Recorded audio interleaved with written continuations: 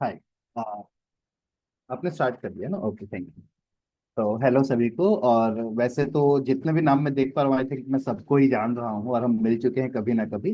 पर फिर भी अगर कोई साथी, क्योंकि कैमरे तो चालू है नहीं आपके, तो अगर आपकी संस्था से बाकी कोई जुड़ा है या और भी कोई साथी है, तो चरखा एक गैर लाभकारी संस्था है जो संजय घोष ने शुरुआत की थी इसकी।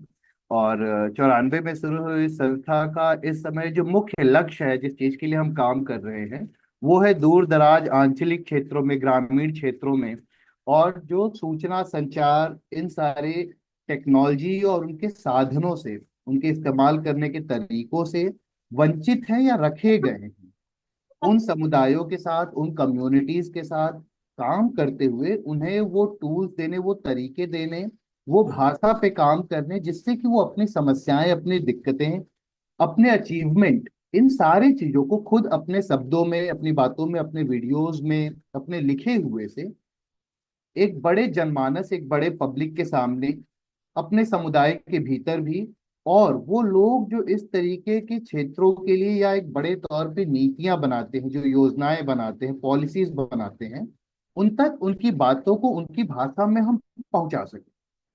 तो हमारा काम यही है कि शहरी क्षेत्रों में या मूल क्षेत्रों जिसको कहते हैं, जिसको हम सेंटर बना देते हैं, वहां पे जो सुविधाएं हैं, जो नई परिभाषाएं आ रही हैं, जो नई बातचीत आ रही है, वो कहीं ना कहीं आंचलिक क्षेत्रों से पहुंचने में दूर होता है। जबकि हमारे केस जो है, हमारे मुद्दे जो है, हमारे समस्याएं जो है, वो सब कुछ हम वहीं से उठाते हैं। हमारी कोशिश है कि हम अपनी इस टेक्नोलॉजी, अपनी इस नई परिभाषाओं को उन समुदायों के बीच ले जाएं और उनको कहें कि वो अपनी बातें, अपनी दिक्कतें अपनी शब्दों में लिखें। तो चरखा इस समय भारत के लगभग 5 से 6 राज्यों में काम कर रही है डायरेक्ट, जिसमें कि उत्तराखंड है, लेह है, जम्मू कश्मीर है, राजस्थान है, बिहार है। यहाँ पे हम अलग अलग समुदायों के साथ और अलग अलग वर्गों के साथ काम कर रहे हैं। जैसे उत्तराखंड में अभी हम किशोरियों के साथ काम कर रहे हैं। राजस्थान में भी एक प्रोजेक्ट के तहत हम किशोरियों के साथ काम कर रहे हैं, लुनकरनसर बीकानेर की तरफ। और उसके साथ साथ ही हम इस प्रोजेक्ट में, जिसके तहत हम आज ये वर्क रखे हैं सेमिनार, ये प्रोजेक्ट 7 के तहत हम इसे कर रहे हैं, जिसमें हम राजस्थान के लगभग 18 एनजीओ के जो कम्युनिटी में डायरेक्ट काम करने वाले व्यक्ति हैं, उनके साथ अब उनके काम को किस तरीके से बेहतर तरीके से बाहरी दुनिया को दिखाया जा सके, उनके संस्था के भीतर भी किस तरीके से अपने काम को बेहतर तरीके से डॉक्यूमेंट किया जा सके, और किन नए टूल्स का वो इस्तेमाल कर सकते हैं इसे करने के लिए, इन सारी चीजों के लिए हम ये प्रोजेक्ट चला रहे हैं पिछले 1 साल से। और इसके तहत हम लगभग हर महीने एक ऑनलाइन वेबिनार रखते हैं। आज जैसे हमारे साथ माधुरी जुड़ी है, वैसे ही हम कोशिश करते हैं कि हर महीने हम किसी ना किसी इस क्षेत्र के किसी एक विशेष टॉपिक के एक्सपर्ट को आप सबके साथ जोड़ पाए। और आज के वेबिनार के बारे में और माधुरी का एक ब्रीफ इंट्रोडक्शन उसमें आई थिंक आप अगर दे दें। जी, थैंक यू आयशा। तो हमारे साथ यहाँ पे जितने भी साथी जुड़े हुए हैं, हम मोस्टली सबको ही जानते हैं। सब अपने अपने क्षेत्र में बहुत ही बड़े एक्सपर्ट्स हैं। इनकी अगर आप बातें सुनेंगे, इनकी कहानियां सुनेंगे, तो इनके पास कहने को बहुत कुछ होता है। तो लेकिन कहने को बहुत कुछ होता है, और हमेशा एक जिज्ञासा रहती है कि कुछ और टूल्स मिल जाएं कि जो हमारे पास कहने को है वो हम उसको और बेहतर तरीके से, और इफेक्टिवली, और रोमांचक तरीके से कैसे कह पाए। ये जो बेहतर तरीके से अपनी बात को आगे रखने की जो डिमांड है, वो हमें हर जगह से, हम जितनी भी संस्थाएं से हम बात करते हैं, आप लोगों से बात करते हैं, हमेशा अपने एक चाह होती है कि हमें अपनी बात को और बेहतर तरीके से भी रखना है, ऐसे रखना है कि हम पहले कोई वाक्य बोले और लोग उसमें इंटरेस्टेड हो जाए। तो हम इसी को मद्देनजर रखते हुए हमने सोचा कि चलिए कहानियों पे, जो कहानियां जो कि हमारी लाइफ में बहुत सेंट्रल है, चाहे हम कुछ बोलते हैं, हम कुछ देखते हैं, हम कुछ लिखते हैं, हम कुछ पढ़ते हैं, एक कहानी का जो एक भाव होता है, एक रूप होता है, वो हर चीज में होता है। तो अपनी बातों को, अगर चाहे वो हम अपने फील्ड के बारे में लिख रहे हो, या फिर हम अपने किसी फंडर को कुछ बता रहे हो, या फिर हम कम्युनिटी के साथ ही क्यों ना बात कर रहे हो, हम कैसे बातें करें, हम कैसे लिखें, हम अपने नजरिए को आगे कैसे रखें कि वो और रोमांचक बन सके। तो उसी इसी उद्देश्य को मद्देनजर रखते हुए हमने माधुरी को बुलाया। माधुरी हमारे साथ काफी सालों से अब से जुड़ी हुई है। और यहाँ पे बहुत सारे लोग माधुरी को पहले भी जानते हैं। जब हमने ग्रुप में लिखा कि हमारे साथ माधुरी जुड़ने वाली है, तो हमें बहुत एक्साइटमेंट मिली लोगों से कि हमारी मेंटर हैं, इनको हम जानते हैं। सो और जो लोग माधुरी को नहीं जानते, छोटा सा इंट्रोडक्शन माधुरी का। माधुरी ट्रेनिंग लैब में पॉडकास्ट प्रोड्यूसर एसोसिएट एडिटर हैं। उन्होंने निरंतर रेडियो के लिए एक चर्चित कार्यक्रम तैयार किया है, जिनमें एकल इन द सिटी और मेरा चश्मा मेरे रूल शामिल हैं। वे केस वर्कर्स डायरी की को प्रोड्यूसर रही हैं, और वो हमारे साथ चरखा के साथ अक्सर आती रहती हैं। हमारे जो पार्टिसिपेंट्स हैं, हमारे जो ग्रास रूट लीडर्स हैं, उनको स्टोरी टेलिंग पे ट्रेन करने के लिए उन्होंने एक अवार्ड, उनकी जो एकल इन द सिटी है, वो एक अवार्ड विनिंग पॉडकास्ट भी रह चुकी है। तो माधुरी, इस मैं आपको और बताऊं इससे पहले, इससे अच्छा बेहतर होगा कि आप ही सबको अपने बारे में बताएं। और माधुरी, मैं एक यहाँ पे हम रिक्वेस्ट करेंगे अपने सारे पार्टिसिपेंट से। आप आपको माइक देने से पहले हमने एक छोटा सा बेसलाइन फॉर्म बनाया है, 1 मिनट का, जस्ट टू सी कि कहानियों को लेकर लोगों को क्या मद्देनजर है। तो वो हम आपके स्क्रीन पे, आपको 1 मिनट, 1 से लेकर 2 मिनट मैक्सिमम, आपको एक बेसलाइन फॉर्म दिखेगा। हम सेशन शुरू करें इससे पहले मैं आपसे रिक्वेस्ट करूंगी कि ये 2 मिनट लें अपना और इस बेसलाइन फॉर्म को भरें। 1 सेकंड।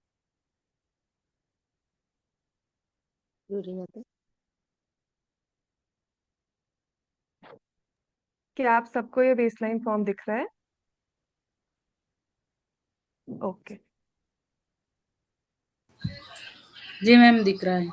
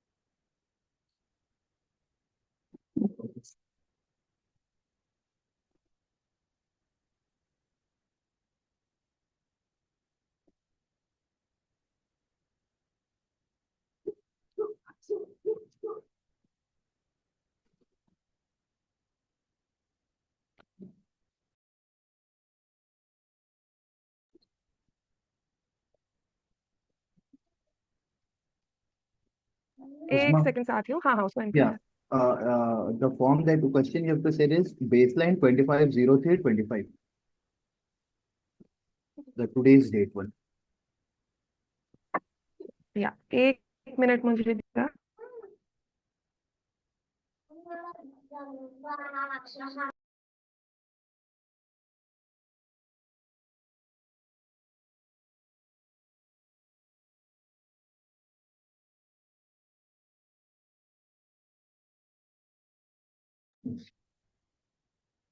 सॉरी सॉरी, अभी देखिए, अभी वाला जो आया है वो हमारा थोड़ा सा रफ रहा।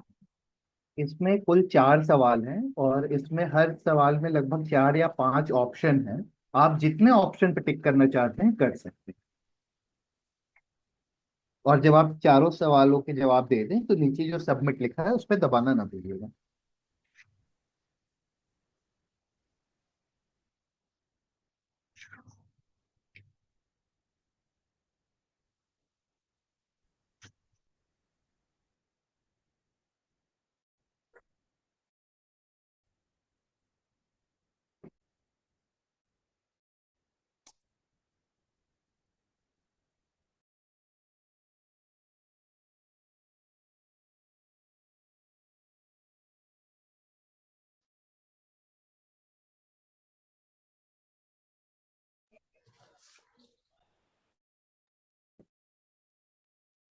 हेलो। हेलो, अगर आपको कोई भी सवाल है तो आप चैट बॉक्स में बता सकते हैं। सबमिट नहीं हो रहा है फॉर्म। मैंने जैसे मेरे नीचे के लास्ट तीनों है जिसको मैं जानना चाहता हूँ, स्टोरी कैसे शुरू करते हैं, स्टोरी को खत्म करना कैसे, उसका शीर्षक हेडिंग करें। इसके बाद मैं सबमिट कर रहा हूँ, ये फॉर्म सबमिट नहीं हो रहा। सर आपने सारे सवाल पे टिक लगाया है? नहीं, सारे पे नहीं लगाया, मैंने 3 पे ही लगाया है।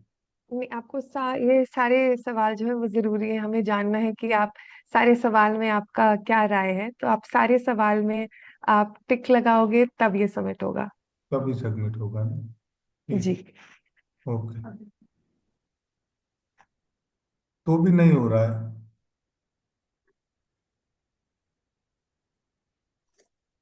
बाकी साथियों का हो रहा है सर, तो कोई मैंने सवाल आपका मिस इससे हो रहा पहले होगा। जो आपने फॉर्म ये करा था उसमें ये तीनों सेलेक्ट करके किया था, सबमिट हो गया था।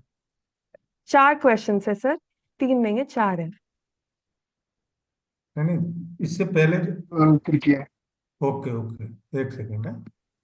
ठीक है। समझ ओके गया। साथियों, आपका समय बस अगले 5 सेकंड में खत्म होने वाला है।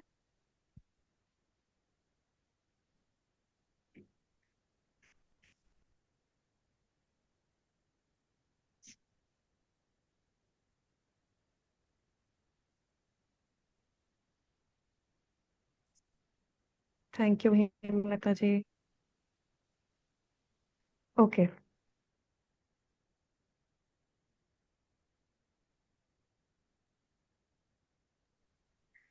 ठीक, थैंक यू सो मच आप सभी को। और इसी एक्साइटमेंट के साथ अब आपको पता चल गया है कि चरखा क्या करते हैं। अब आपको पता चल गया हमारा समर्पण सोशल वेबिनार होता क्या है, और माधुरी के बारे में भी। तो बस let's start. Madhuri, over to you. Thank you Usma, thank you Ayushya for inviting me. तो सबसे पहले तो कोई भी काम करने से पहले अगर आपको उस काम में इंटरेस्ट नहीं आता तो आप कभी उसको इंटरेस्टिंग बना ही नहीं सकते, है ना। तो इस सेशन को मैं तभी इंटरेस्टिंग बना पाऊंगी अगर मुझे दिखे कि मैं किनसे बात कर रही हूँ। इट फील्स वेरी मैम आपकी रोबोट की आवाज तरह। नहीं आ रही। मेरी आवाज आ रही नहीं आ रही है लोगों को? ठीक है ना? आ रही है दी। जी, आपकी आवाज आ रही आ है। रही है, आ रही ठीक है, थैंक यू।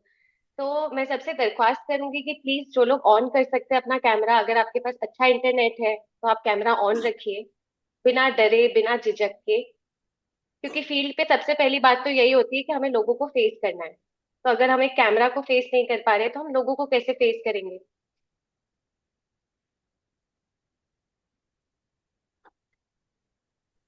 है। मैम मुझे अभी आवाज नहीं आ पा रही है। बाकी लोगों को आ रही है तो शायद फिर मेरे स्पीकर में नहीं होगा प्रॉब्लम, अगर किसी एक ही व्यक्ति को दिक्कत है तो। सबको आ रही है? अगर आप अपने विंडो में भी हाँ। अगर ओके ओके। जिन्होंने कहा कि नहीं आ रही है प्लीज एक बार अपना स्पीकर चेक कीजिए, या एक बार डिस्कनेक्ट करके कनेक्ट कीजिए।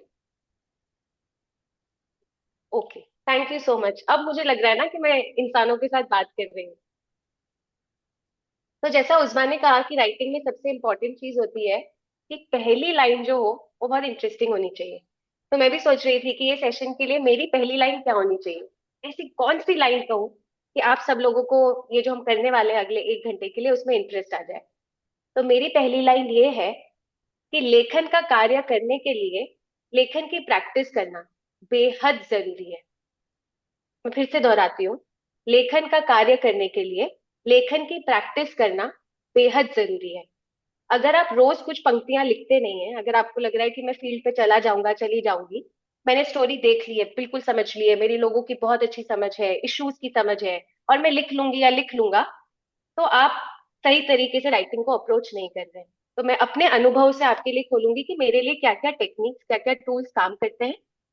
आप लोग देखिए कि इसमें से कौन से टूल्स हैं जिसको आप रखना चाहते हैं, कौन से टूल्स हैं जो आपके लिए काम नहीं करते, क्योंकि सबके लिए राइटिंग कभी भी सेम प्रोसीजर नहीं हो सकता।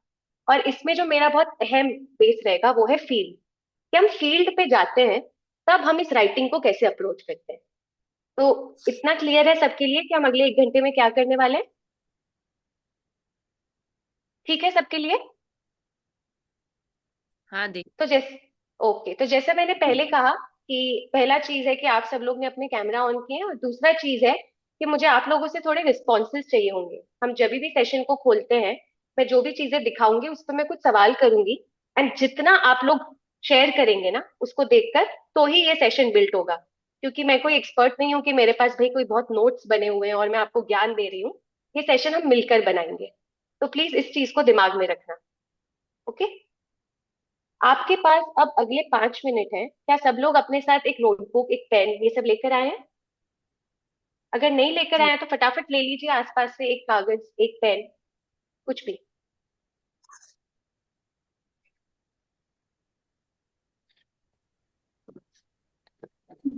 हाँ, ले लिया। हम्म। तो अब हम लोग एक चीज करने वाले हैं जिसको कहते हैं फ्री राइटिंग। फ्री मतलब आजाद, राइटिंग मतलब लेखन। तो आपको ना बिल्कुल फ्री होकर, बिल्कुल आजाद होकर लिखना है। लेकिन इस आजादी की एक शर्त है, हर आजादी शर्तों पर आती है, तो इसकी भी एक शर्त है। शर्त ये है कि आपकी जो पेन है वो नोटबुक से उठनी नहीं चाहिए। अगर आप ये भी सोच रहे हैं कि यार मुझे नहीं पता है क्या लिखना है, तो वो भी लिखो, मुझे नहीं पता क्या लिखना है। आज आसमान इतना ब्लू कलर का क्यों है? हाय मुझे बहुत गर्मी हो रही है, मैं सेशन में क्यों जुड़ी? या मेरे मन में सवाल है, होता है ना कि हम बैठे तो यहाँ पर है लेकिन हमारे दिमाग में 100 चीजें होती है। तो इस फ्री राइटिंग के थ्रू हम सिर्फ चेक इन करेंगे कि हमारे दिमाग में अभी क्या चल रहा है। हो सकता है किसी को कोई सुबह की बात लिखनी है, कि आज के दिन में कुछ हुआ हो, किसी के जिंदगी में कुछ चल रहा है और शायद वो उसके बारे में सोच रहे हैं, या कल रात को आपके साथ कुछ हुआ। या आपको सब कुछ बस बोरियत लग रही है, आपको बस लिखना है कि मेरे स्क्रीन में मुझे कोई दिख रहा है, मुझे उनकी शक्ल अच्छी लग रही है, उनकी दीवार अच्छी लग रही है, कुछ भी। पर आप अगले 5 मिनट तक कंटिन्यूस लिखेंगे। सबको समझ में आ गया है क्या करना है? ठीक है। आजाद होकर हाँ जी। लिखना है, कुछ भी लिखना है। ये रीडिंग आप मेरे साथ शेयर नहीं करेंगे, ना ही आप ग्रुप में दूसरों को बताएंगे। ये हम अपने लिए कर रहे हैं। और शर्त इतनी है कि आपकी पेन आपकी नोटबुक से उठनी नहीं चाहिए। ओके। तो आपका समय शुरू होता है अब। Exact 5 minute. मैं भी लिख रही हूँ आपके साथ, तो आप शुरू कर दीजिए।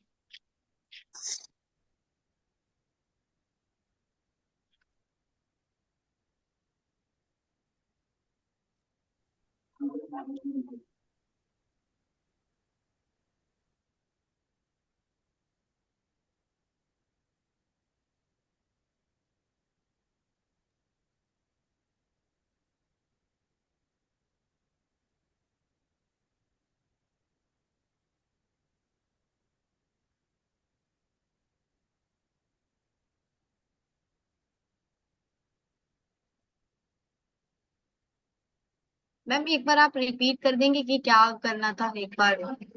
ज्योति, आपके पास 5 मिनट का समय है। आपके दिमाग में जो आ रहा है आप लिखिए। आपकी पेन किताब से उठनी नहीं चाहिए। ठीक है।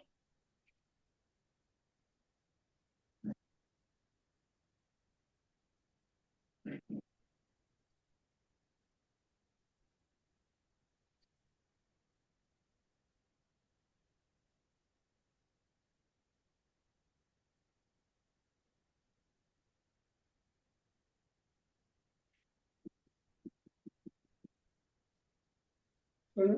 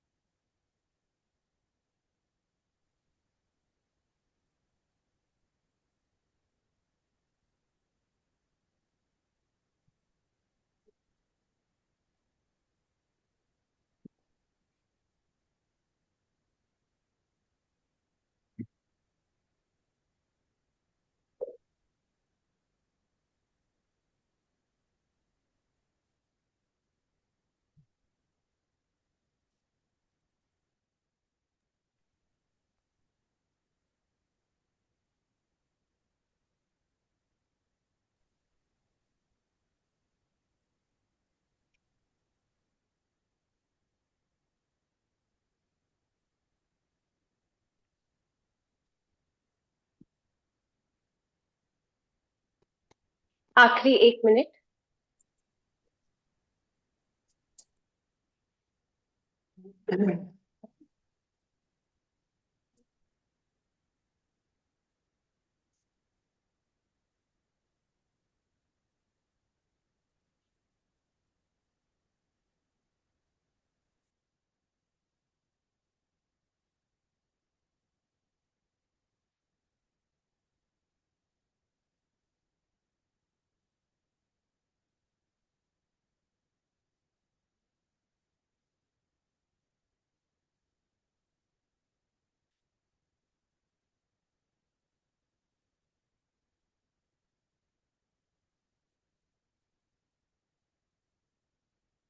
Okay, stop. जो भी लाइन लिख रहे हैं बस उसको खत्म कर दीजिए कहीं पर अपने लिए।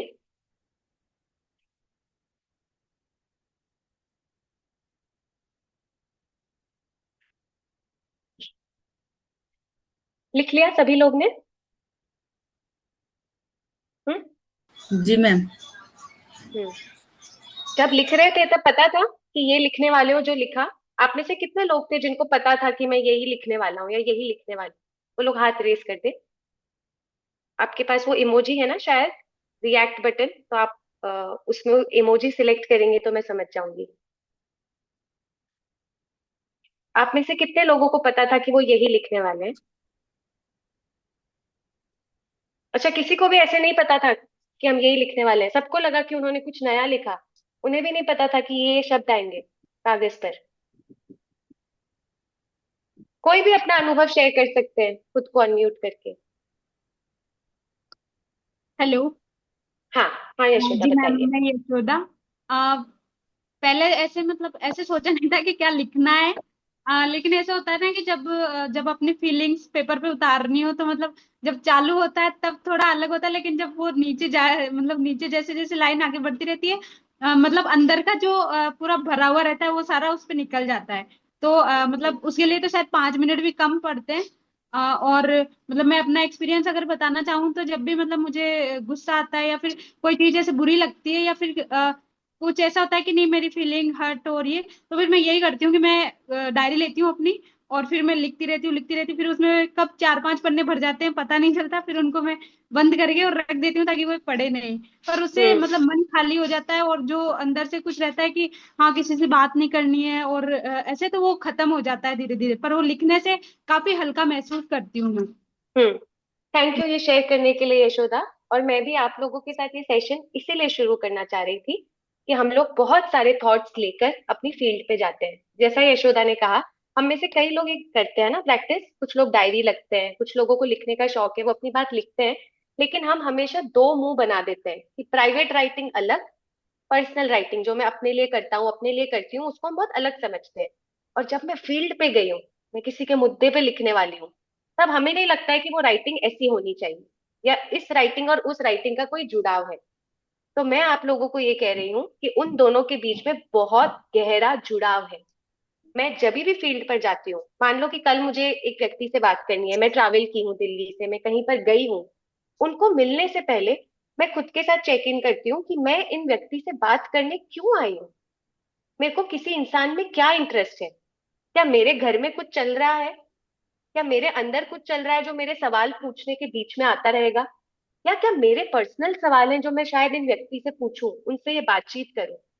तो इसमें क्या हो गया ना, मैंने ये नहीं सोचा कि मैं एक रोबोट हूँ, एक मशीन हूँ, मुझे एक टास्क मिला है, मुझे एक राइटिंग आर्टिकल लिखना है और मैं जाके फटाफट ये काम करके आऊंगी। जब हमारा राइटिंग को ये अप्रोच होता है तो हमारी हर राइटिंग सेम दिखती है, बिल्कुल सेम। अगर आप उसको तोड़ना चाहते हैं, आप खुद को सरप्राइज करना चाहते हैं, तो प्लीज इस वाली मेथड को, ऐसी बहुत मेथड होती है, मैं तो बस आपको एक एग्जांपल दे रही हूँ, ऐसी मेथड्स को अपने साथ फील्ड पे लेकर जाओ। लिखो, हो सकता है कि आप किसी से बात कर कर आए, ठीक है, एक महिला ने शायद आपको अपनी कोई कहानी बताई और आपको वो सुन के ना अंदर आपको भी तो चीजें याद आती है ना। जैसे मैं कह रही हूँ, हम मशीन नहीं है, आपको कुछ महसूस हुआ, आप वापस आकर भले ही आर्टिकल में वो चीजें जाए कि ना जाए, पर अगर वो पन्ने पर लिखी हुई होंगी तो शायद आपको वहां पे एक शब्द मिल जाए, शायद कोई बात मिल जाए जो आपके आर्टिकल को बिल्कुल उठा दे, जो आपके आर्टिकल में कुछ नया एलिमेंट लेकर आए। और अगर वो भी नहीं तो कम से कम वो आपको बता देगी कि आप क्या महसूस कर रहे हैं इस इंटरव्यू के बाद या फील्ड पे ये एंगेजमेंट के बाद। ठीक है, तो इस टूल के साथ शुरू करते हुए एक ही दिन में समझ में आ जाएगा ऐसे तो नहीं होगा ना। जैसे मैंने कहा, हर चीज प्रैक्टिस से जुड़ी है। आप लोग इसको प्रैक्टिस कीजिए और देखिए आपके लिए ये काम करता है कि नहीं। मेरे लिए पर्सनली ये चीज बहुत काम करती है। और क्योंकि मैं इंटरव्यूज रिकॉर्ड करती हूँ, तो मैं बहुत बार अपनी आवाज भी रिकॉर्ड करती हूँ। कहीं भी इंटरव्यू पे जाने से पहले मेरी एक ये प्रैक्टिस है कि मैं रिकॉर्डर में बात करती हूँ। इस बार मैं एक राइटिंग ब्रेक पे थी जब मुझे आयुषी ने कॉल किया था। मुझे भी एक सबमिशन था मेरा ड्यू, और मैं अटकी हुई थी। मुझसे लिखा ही नहीं जा रहा था, मुझे लग रहा था मैं कितना बोरिंग लिख रही हूँ। जब मुझे वो बासी आ रही है तो पढ़ने वाले को तो बोर ही लगेगा। तो जब मैं लिख ही नहीं पा रही हूँ तो कैसे राइटिंग करूंगी, है ना। तो मैंने अपना रिकॉर्डर ऑन किया और मैं रिकॉर्डर पे बस बोलती गई कि मैं क्यों नहीं लिख पा रही हूँ, अभी मुझे क्या फील हो रहा है। मैं बस अब खुद से बात कर रही थी उस फोन के रिकॉर्डर पर। और वहां से मुझे एक शब्द मिला, क्योंकि मैं अपने ही घर पे बैठ के लिख रही थी तो मुझे घर एक शब्द मिला। और मैंने फिर अपनी राइटिंग को, महिलाओं के साथ जो बातचीत हुई थी उसको मैंने घर से अप्रोच किया, और मुझे अपनी राइटिंग में कुछ नया मिला। तो इसलिए मैं कह रही हूँ कि इस टेक्निक को अपनाइए, शायद वो आपको हेल्प करे। मुझे बताया गया था कि आप में से बहुत सारे लोग राजस्थान से है ना। क्या सारे के सारे लोग राजस्थान से हैं, ये पूरा ग्रुप? नहीं। ओके। नहीं देख। ग्रुप है, राजस्थान, बिहार, ओके। JNK, लद्दाख। अच्छा, ठीक है। तो आज हम लोग एक राजस्थान की कहानी देखेंगे। आई थिंक संतरा को तो मालूम होगी, संतरा की जब ये कहानी बनी थी। और उस्मा ने भी बार बार एक पॉडकास्ट का मेंशन किया ना, एकल इन द सिटी। तो आज मैं आपको वो पॉडकास्ट नहीं सुनाऊंगी।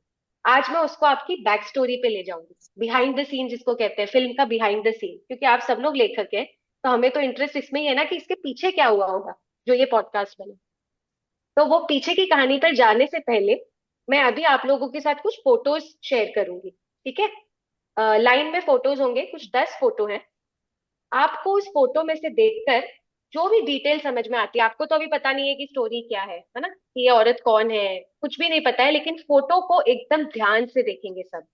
आप अपने जिस भी डिवाइस पर हैं, प्लीज फोटो को ध्यान से देखना कि इस फोटो में आपको क्या दिख रहा है।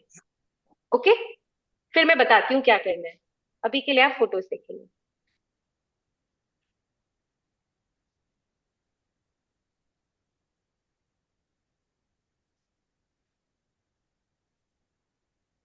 सबको दिख रहा है ये? ठीक हाँ। है। हाँ मैं हर फोटो पे रुकूंगी 2 मिनट। ओके, यहाँ से शुरू है। मैं हर फोटो पे 2 मिनट रुकूंगी, आप प्लीज ध्यान से देखिएगा।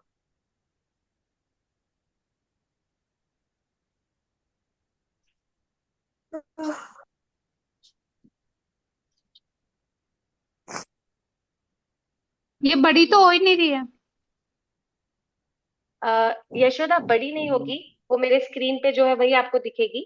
आप जूम नहीं कर पाएंगे, बस फोटो को थोड़ा ध्यान से, शांति से, ध्यान से देखिए। लेकिन नजर ही आई नहीं आ रही है तो।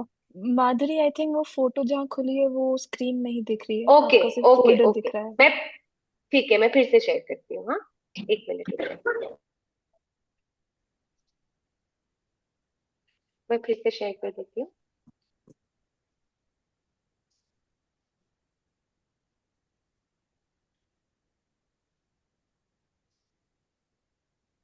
हाँ, अब दिख रही है? जी। ठीक है। हाँ, अब दिख रही जी, है। अब दिख रही है।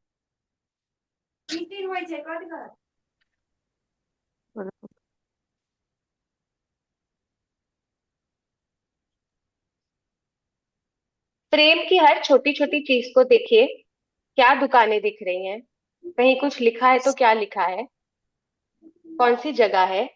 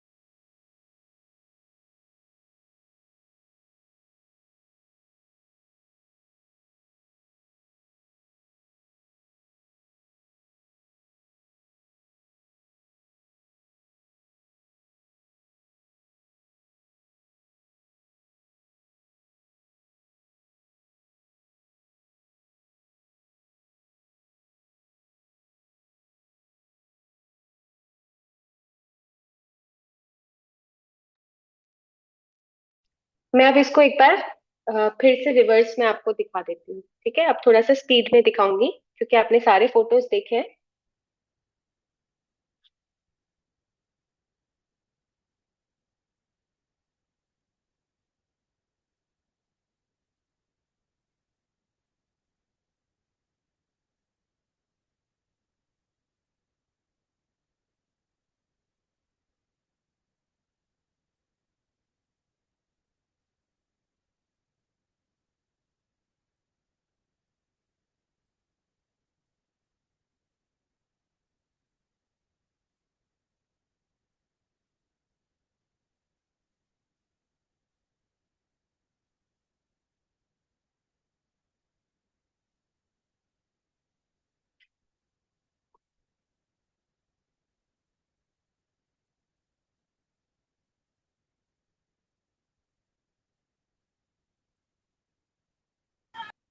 हम्म। तो अब मैं आप लोग से थोड़े क्विक रिस्पॉन्सेज चाहती हूँ। जो भी बोलना चाहेंगे अनम्यूट करके प्लीज आप मुझे बोलेंगे कि इन फोटोज में आपने क्या देखा, आपको क्या सेंस आया, क्या चल रहा है इन तस्वीरों में। हाँ, जी नमस्ते मैम। हाँ जितेंद्र बोलिए। हेलो, आवाज आ रही? बिल्कुल बिल्कुल। जी, मैं जितेंद्र सिंह, ग्रामीण एवं सामाजिक विकास संस्था अजमेर से। अ, इस फोटो में जो मुझे नजर आया है, एक शहर है, छोटा सा कोई कस्बा है, कोकड़ी नाम का। जो स्टार्टिंग का फोटो था उसमें दिख रहा था। और उसके अंदर एक लड़की नजर आई। वो लड़की जो रहती है वो पढ़ाई कर रही है। और मौसम जो नजर आया मुझे, गर्मी का मौसम है, क्योंकि कूलर रखा हुआ था, उसके ऊपर मक्खी रखी हुई थी, तो ठंडा पानी की जरूरत पड़ती है गर्मी में। और एक छोटा सा रूम था जिसके अंदर वो लड़की स्टडी करती है। काफी सारी बुक्स मुझे नजर आई उसके अंदर। और उसी के अंदर वो लड़की अपना खाना बना के खा रही है। किचन था छोटा सा। साथ ही कपड़े सुखाने के लिए भी या कपड़े रखने के लिए इतना ज्यादा स्पेस नहीं था, तो सीढ़ियाँ थी, सीढ़ियों के अंदर उन्होंने कपड़े वगैरह डाल रखे थे। और जिस जगह शायद वो रह रहे हैं वहाँ आसपास एक मंदिर मुझे नजर आया, काफी ऊंचा सा मंदिर का एक गुम्बद दिख रहा था। बाकी एक जगह मुझे ऐसी भी लगी जहाँ एक मोबाइल का शॉप था, उसके बाहर दो गाड़ियां खड़ी थी, एक पिकअप थी, एक जाने दूसरी कोई गाड़ी थी। उसका मुझे सेंस नजर नहीं आया कि वो इसके अंदर क्यों डाली गई या आपने क्यों दिखाया है। तो ये सारा कुछ मेरा ऑब्जर्वेशन था जो मैंने शेयर। Thank you. हाँ जितेंद्र रुकिए रुकिए, थैंक यू सो मच, आपने बहुत डिटेल से सारी तस्वीरों को पकड़ा। जितेंद्र, इस लड़की की क्या इमेज बनी आपके दिमाग में? इस लड़की के बारे में थोड़ा सा आपने क्या सोचा इन फोटोज को देखकर? एक आपने कहा कि पढ़ रही है, और क्या सोचा जो तस्वीरों में कहा नहीं गया है जी, पर आपने सोचा? उसके यही सोच, ये जो लड़की है ये अपने सपनों को लेके बहुत खुश नजर आई कि मैं पढ़ाई कर रही हूँ और मुझे जल्दी मेरी मंजिल मिलने वाली है। बहुत हैप्पी थी, मतलब वो जो उसका फेस से जो स्माइल नजर आ रही थी, हर चीज को वो अच्छे से, मतलब वो खाना भी खा रही थी तो उसके चेहरे पे स्माइल थी। वो थोड़ा बेड पे रेस्ट कर रही थी तब भी उसके फेस पे मुस्कुराहट थी।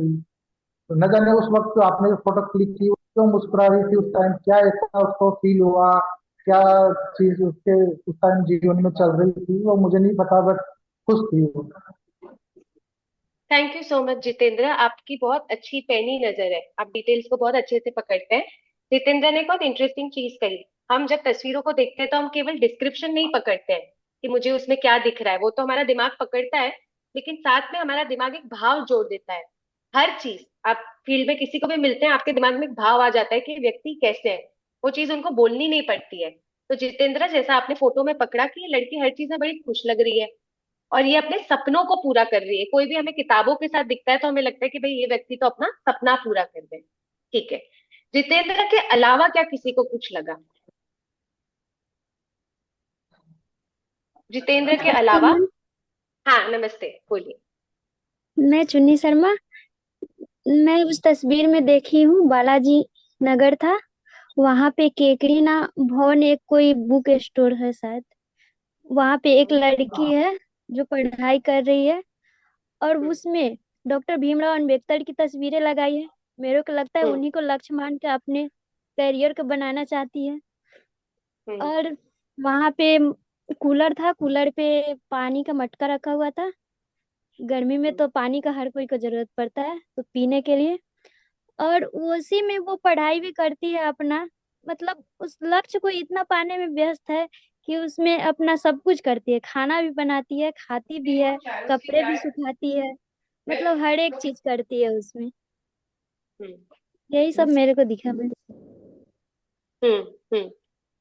हम सभी लोग कितना जल्दी से एक बात पकड़ते हैं कि ये लड़की ना, या तो हमें कोई दिखेगा कि बहुत संघर्षशील महिला है, बहुत मेहनत कर रही है, उसकी जिंदगी में बहुत दुख है, बहुत गरीब है, या हमें दिखता है कि ये इंसान तो अपने सपने पूरे कर रहे हैं, है ना? ये दो कहानियां सबको दिखती है हमेशा, सबको दिखती है ये दो कहानियां, अक्सर ये दो कहानियां हमको सबसे पहले दिखती है कि एक, सबके संघर्ष क्या है, और दूसरा कि सब लोग अपने सपने पूरे करने में कैसे लगे हैं।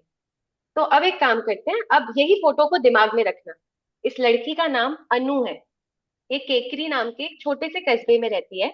इसके साथ इंटरव्यू मेरा बहुत बड़ा था, लेकिन मैं उस इंटरव्यू के बाद आगे के 4 मिनट आपके लिए प्ले कर रही हूँ, क्योंकि आप लोगों ने फोटो देखा है। तो अब आप सुनिए कि ये व्यक्ति हमको क्या बता रहे हैं अपनी जिंदगी के बारे में। जितेंद्र, चुन्नी, आप ध्यान देना, जो आपने मुझे चीजें कही ना कि ये व्यक्ति तो अपने सपने पूरे करने में लगी है, ये उनका लक्ष्य है, ये बहुत हैप्पी लगती है, तो देखो वो सारी कहानी उनके शब्दों में आ रही है कि नहीं, आपको बस सुनना है। ठीक है, तो मैं फिर से एक बार शेयर स्क्रीन करती हूँ और अभी सब लोग 4 मिनट के लिए ध्यान से सुनना कि हमें अनु क्या बता रही है। मैं स्क्रीन पे खोल के रखती हूँ ताकि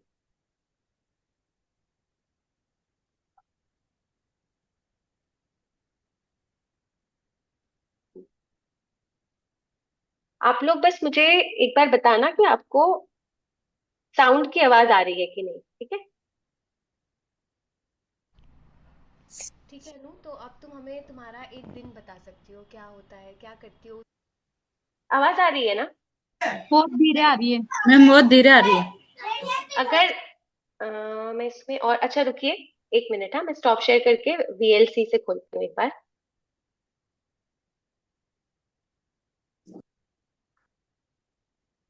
एक सेकंड दे दीजिएगा।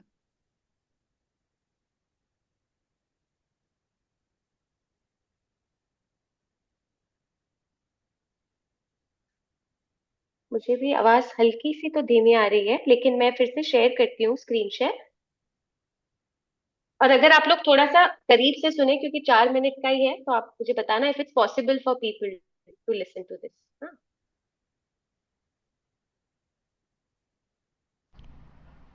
ठीक है अनु, तो अब तुम हमें तुम्हारा एक दिन बता सकती हो, क्या होता है, क्या करती हो उस एक दिन।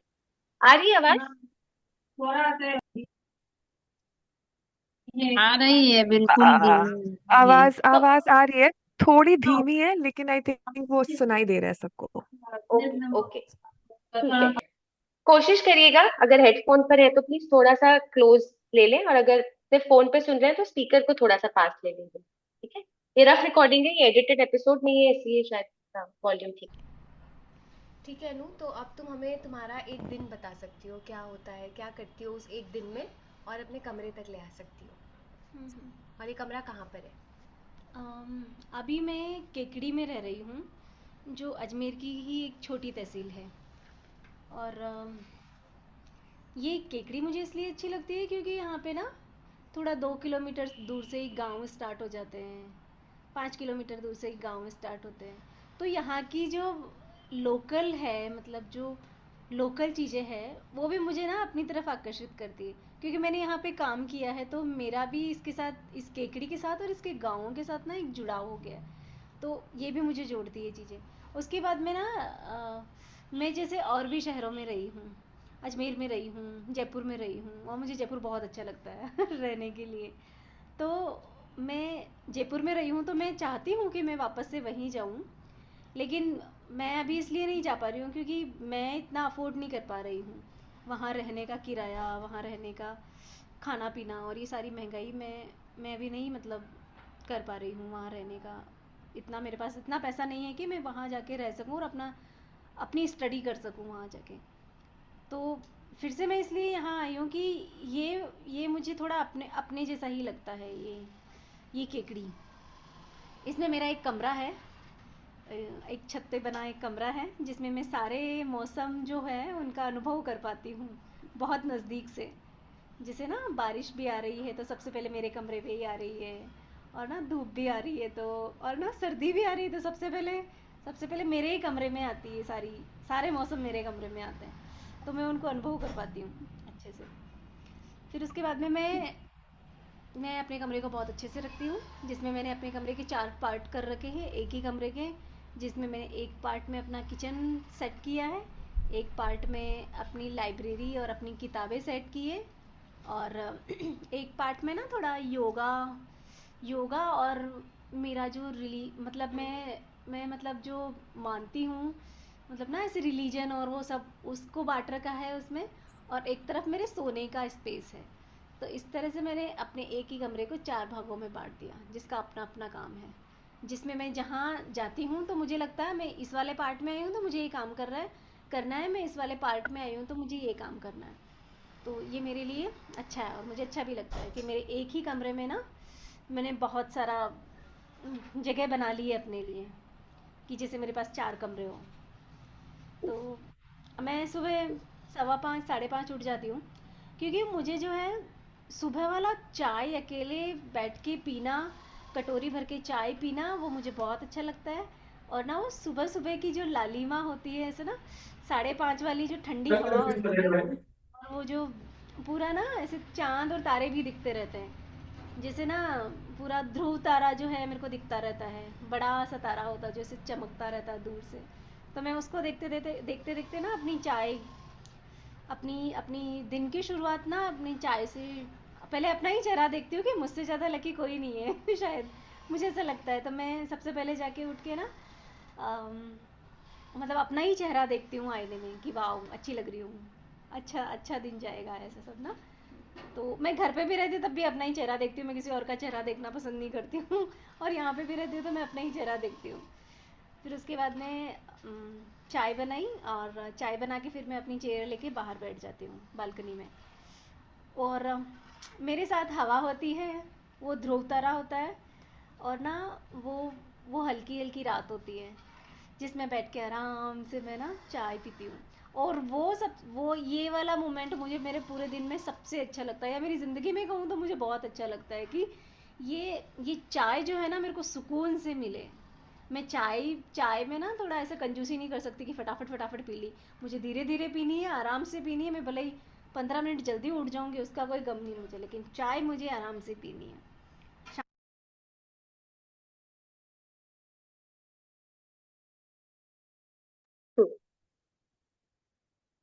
जितेंद्र, क्योंकि आपने रिस्पॉन्ड किया था तो मैं जितेंद्र, आपने रिस्पॉन्ड किया था तो मैं आपसे ही पूछना चाहूंगी कि अनु की बात सुन के आपको अब क्या लगा उस स्पेस के बारे में।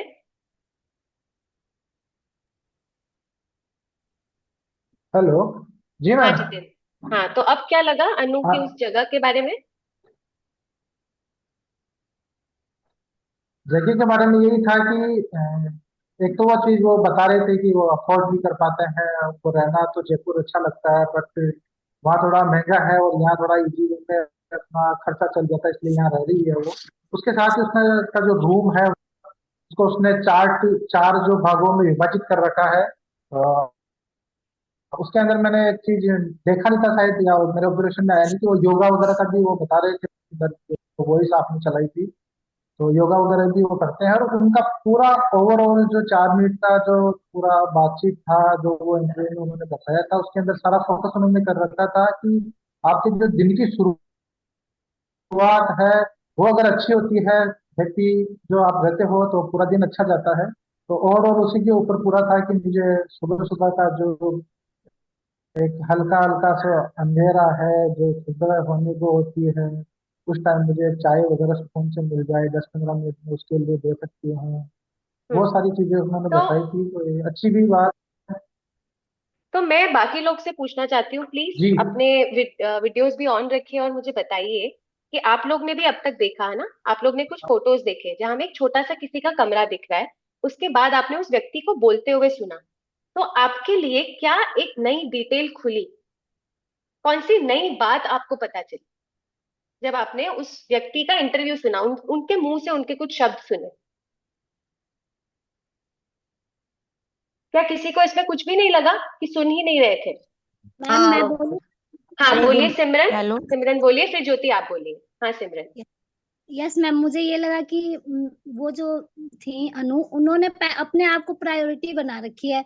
वो अपने आप में मतलब खुश रहती है, उन्हें दूसरों से ज्यादा मतलब नहीं है। वो पहली शुरुआत खुद से करती है। हम लोग पहले सोचते हैं ना, हम दूसरे के बारे में सोचते हैं कि लोग क्या कहेंगे या क्या, मतलब कि इस बारे में। पर वो सोचती है कि पहले मैं अपना चेहरा देखूं, अपने आप से मतलब बातें करना, या फिर अपने आप में वो सुकून ढूंढती है। ये मैम हम्म। मुझे लगा। पहले तो है कि हम लोगों को, हम दूसरे के बारे में ज्यादा सोचते हैं, वो सोच के ना हम अपने बारे में अगर सोचे तो हम जो हैं उससे बहुत अच्छे बन सकते हैं। हम्म। मैंने ये सीखा इससे। थैंक यू सिमरन, मैं आपकी बात पर आऊंगी, मैं इसको थोड़ा सा जब बांधूंगी तब। ज्योति। Okay ma'am. मैम मैंने हेलो। जब मैंने हाँ हाँ। ज्योति आप जब बोलिए। हाँ। जब मैंने फोटो देखी, देन उसके बाद जब आपने वॉइस सुनाई, तो मेरे दिमाग में इमेजिनेशन स्टार्ट हो गई कि अनु ने कैसे अपने कमरे को कैसे 4 पार्टीशन कर रखे हैं। और प्लस मुझे एक बात बहुत अच्छी लगी कि हम ज्यादातर क्या कहते हैं, लाइक जैसा हमारा कमरा रहता है वैसे उसने बहुत डीपली एक चीज बताई है कि उसने अपने कमरे को अपने हिसाब से एक तो सजा रखा है, और प्लस उसने 4 पार्टीशन भी करके अलग अलग बता रखा है कि मुझे पता है कि मुझे यहीं पर ये काम करना है, मुझे किचन में खाना ही मतलब खाना बनाने जाना है, मुझे अपनी लाइब्रेरी में पढ़ने जाना है, मुझे बेड पे जाना है तो मुझे सोने जाना है, लाइक ऐसे करके उसने 4 पार्टीशन कर रखे हैं। हम्म। मुझे वो बात बहुत अच्छी लगी, और जब आपने फोटो दिखाई देन उसके बाद वीडियो ऑडियो सुनाई, तो इमेजिनेशन स्टार्ट हो गई। और प्लस वो पर्दे वाली फोटो देख के कनेक्ट कर पाए कि लाइक वो पर्दे के थ्रू अपने में क्या क्या मौसम आते हैं उसके वो डिस्क्राइब कर रही है। हम्म। किसी ने एक कमेंट पे लिखा है, थैंक यू ज्योति, मैं आपकी बात पे भी आ रही हूँ, सिमरन और ज्योति आप दोनों की बात पर आऊंगी। रुखसार कह रही है मुझे लग रहा है वो अपने घर पर नहीं रहती है, किसी और शहर में रेंट पर रहती है और स्ट्रगल कर रही है किसी अपने सपने को पूरा करने के लिए, लेकिन वो बहुत पॉजिटिव है, खुद को प्रायोरिटी दे रही है। आप सभी लोग ने बहुत इंपॉर्टेंट चीज पकड़ी है, अब आप ही की पकड़ी हुई चीजों को मैं एज अ राइटर थोड़ा सा ब्रेक डाउन करने की कोशिश कर रही हूँ, ठीक है?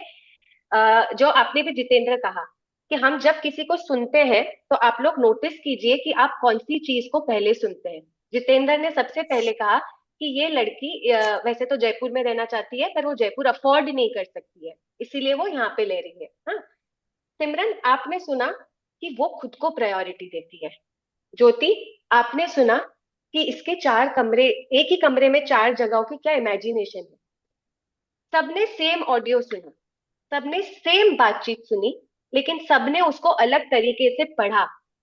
और इसीलिए हर व्यक्ति जब लिखते हैं, जितेंद्र की कहानी, सिमरन की कहानी, ज्योति की कहानी हमेशा एक दूसरे से अलग होगी, क्योंकि हम सेम चीज को सेम नहीं सुनते हैं। हम बहुत अलग अलग हिस्सों पे हमेशा भार देते हैं, और वो इसीलिए क्योंकि हमारे जिंदगी के खुद के अनुभव हैं। तो सिमरन जब तुम कहती हो वो लड़की खुद को प्रायोरिटी दे रही है, तुम्हारे अपने अनुभव तुमसे बात कर रहे हैं कि हम हमेशा दूसरों को प्रायोरिटी देते हैं ना, क्योंकि मैं औरत हूं, मैंने तो यही सीखा है। ज्योति तुम्हारा अनुभव तुमसे बात कर रहा है, और जितेंद्र जब तुम कह रहे हो ना कि इस शहर में कौन रहना अफोर्ड कर सकता है, आप अपने अनुभव के थ्रू किसी को पढ़ते हैं। तो जब हम किसी को सुनने जाते हैं, आप ये मत सोचिए कि मैं किसी की कहानी यूं की यूं लिख दूंगी। आप सोचिए कि आपने किसी को कैसे सुना है, नंबर वन। नंबर टू, आपको इसमें से कोई भी पॉइंट्स लग रहे हैं ना, आप उसे लिख लीजिए। शायद अभी तुरंत वो राइटिंग में नहीं आएंगे, पर जब फील्ड पे ये पॉइंट्स लेकर जाएंगे तो बहुत कुछ अपने लिए खुलेगा। दूसरी बात, हम कभी भी फील्ड पर जाते हैं तो हम हमेशा एक इशू को लेकर जाते हैं। हाँ, मेरा भी इशू था। मेरा इशू था जिसमें मैं काम कर रही हूँ, एकल महिलाएं, जो औरतें सिंगल है।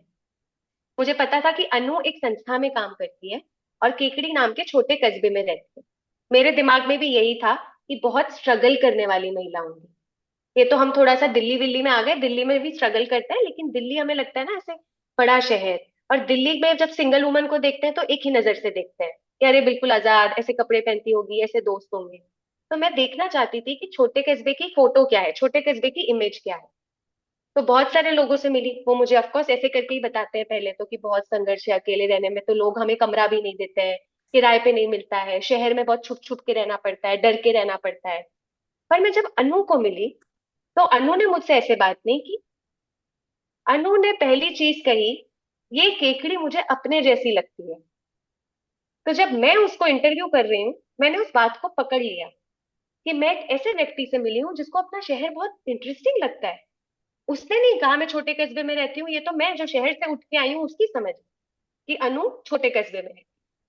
अनु ने कहा केकड़ी मुझे अपने जैसी लगती है। तो मैंने जब उससे इंटरव्यू किया तो मेरा सवाल था उससे कि आपको केकड़ी इतनी क्यों पसंद है।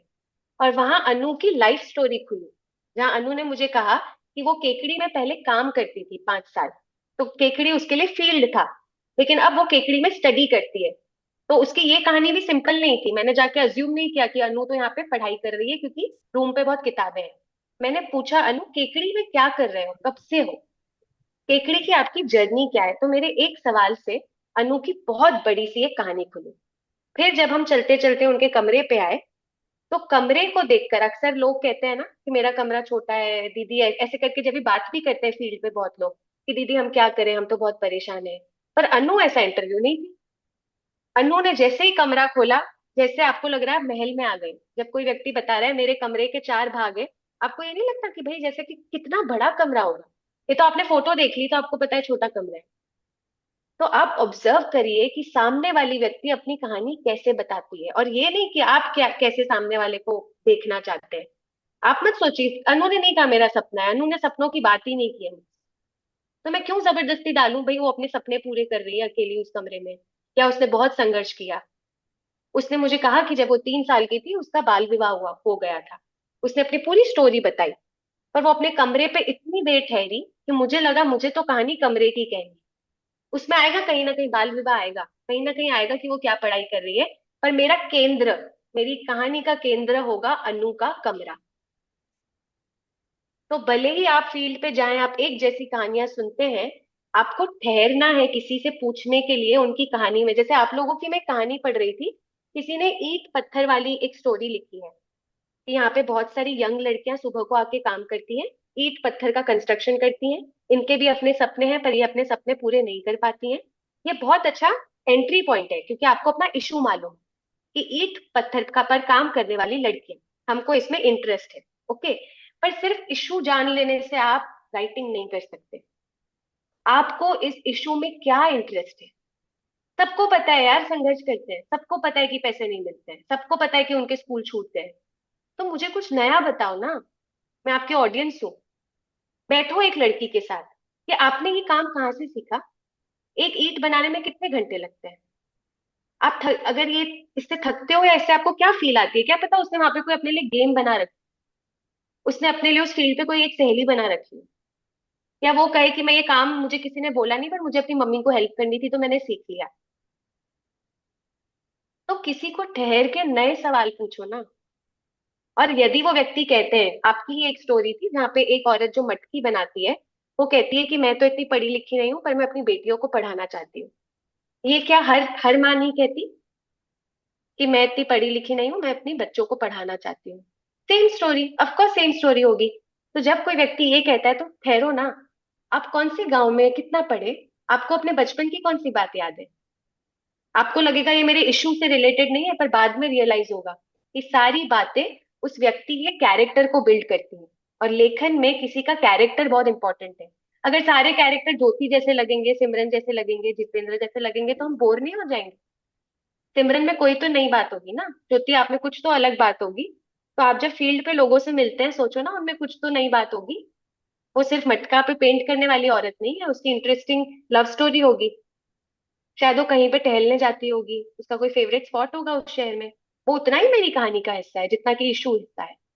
मैं एक्चुअली इशू की बात कर रही हूँ, मैं यहाँ पे सिंगलहुड की बात कर रही हूँ, अकेली रहने वाली औरतें।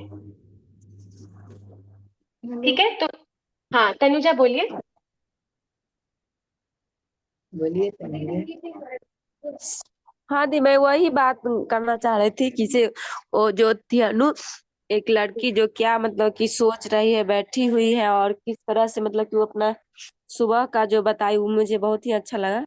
और ये हम्म। जानकारी मिली कि मुझे भी मतलब कि थोड़ा जल्दी उठना चाहिए था, क्योंकि मैं थोड़ा लेट उठती हूँ। खैर तनुजा, अनु ये तो नहीं कह रही थी, पर मैंने कहा ना, हर सुनने वाला हमेशा अपने लिए कुछ अलग बात लेता है। तो हमने अभी दो चीजें, तनुजा बहुत इंपॉर्टेंट है जो, कि हमने किसी को कैसे सुना, हमने क्या लिया, ये हमें पता होना चाहिए। और दूसरा, कोई अपनी कहानी में रुककर मुझे क्या बता रहे हैं। और अगर वो एकदम सपाट कहानी बता रहे हैं, तो आप इंटरव्यूअर है ना, आप जब वहां पे गए हैं तो अच्छे सवाल यार, नए सवाल पूछो किसी को। कि उनको ये सोचो ना, कि मैं अगर आपका इंटरव्यू मैं कर रही होती, ओम प्रकाश मैं आपसे कुछ सवाल पूछती, वो कौन से सवाल है जो रिस्पॉन्ड करने में आपको मजा आता? तो किसी से वही सवाल पूछो ना जो उनको रिस्पॉन्ड करने में मजा आए। और फिर इशू की बात करो, मैं कभी नहीं कहती हूँ कि इशू को दूर रखो, पर मुझे ऐसा लगता है कि जब लोग इशू की बात करते हैं, खास करके संस्था के अंदर, तो उन्हें पता है कि इशू की बात कैसे करनी है, तो सबके शब्द सेम है, इसीलिए कहानियां नई नहीं बनती। तो अगर सवाल नया होगा, इशू को बयां करने का तरीका नया होगा। शायद वो महिला तभी भी आपको बताएगी कि ईंट बनाने में कितनी दिक्कत है, लेकिन वो स्पेसिफिक चीज बताएगी कि यार मेरा ना पीठ में दर्द होती है। शायद आपकी कहानी होगी कि लड़कियों के पीठ में इतना दर्द क्यों है।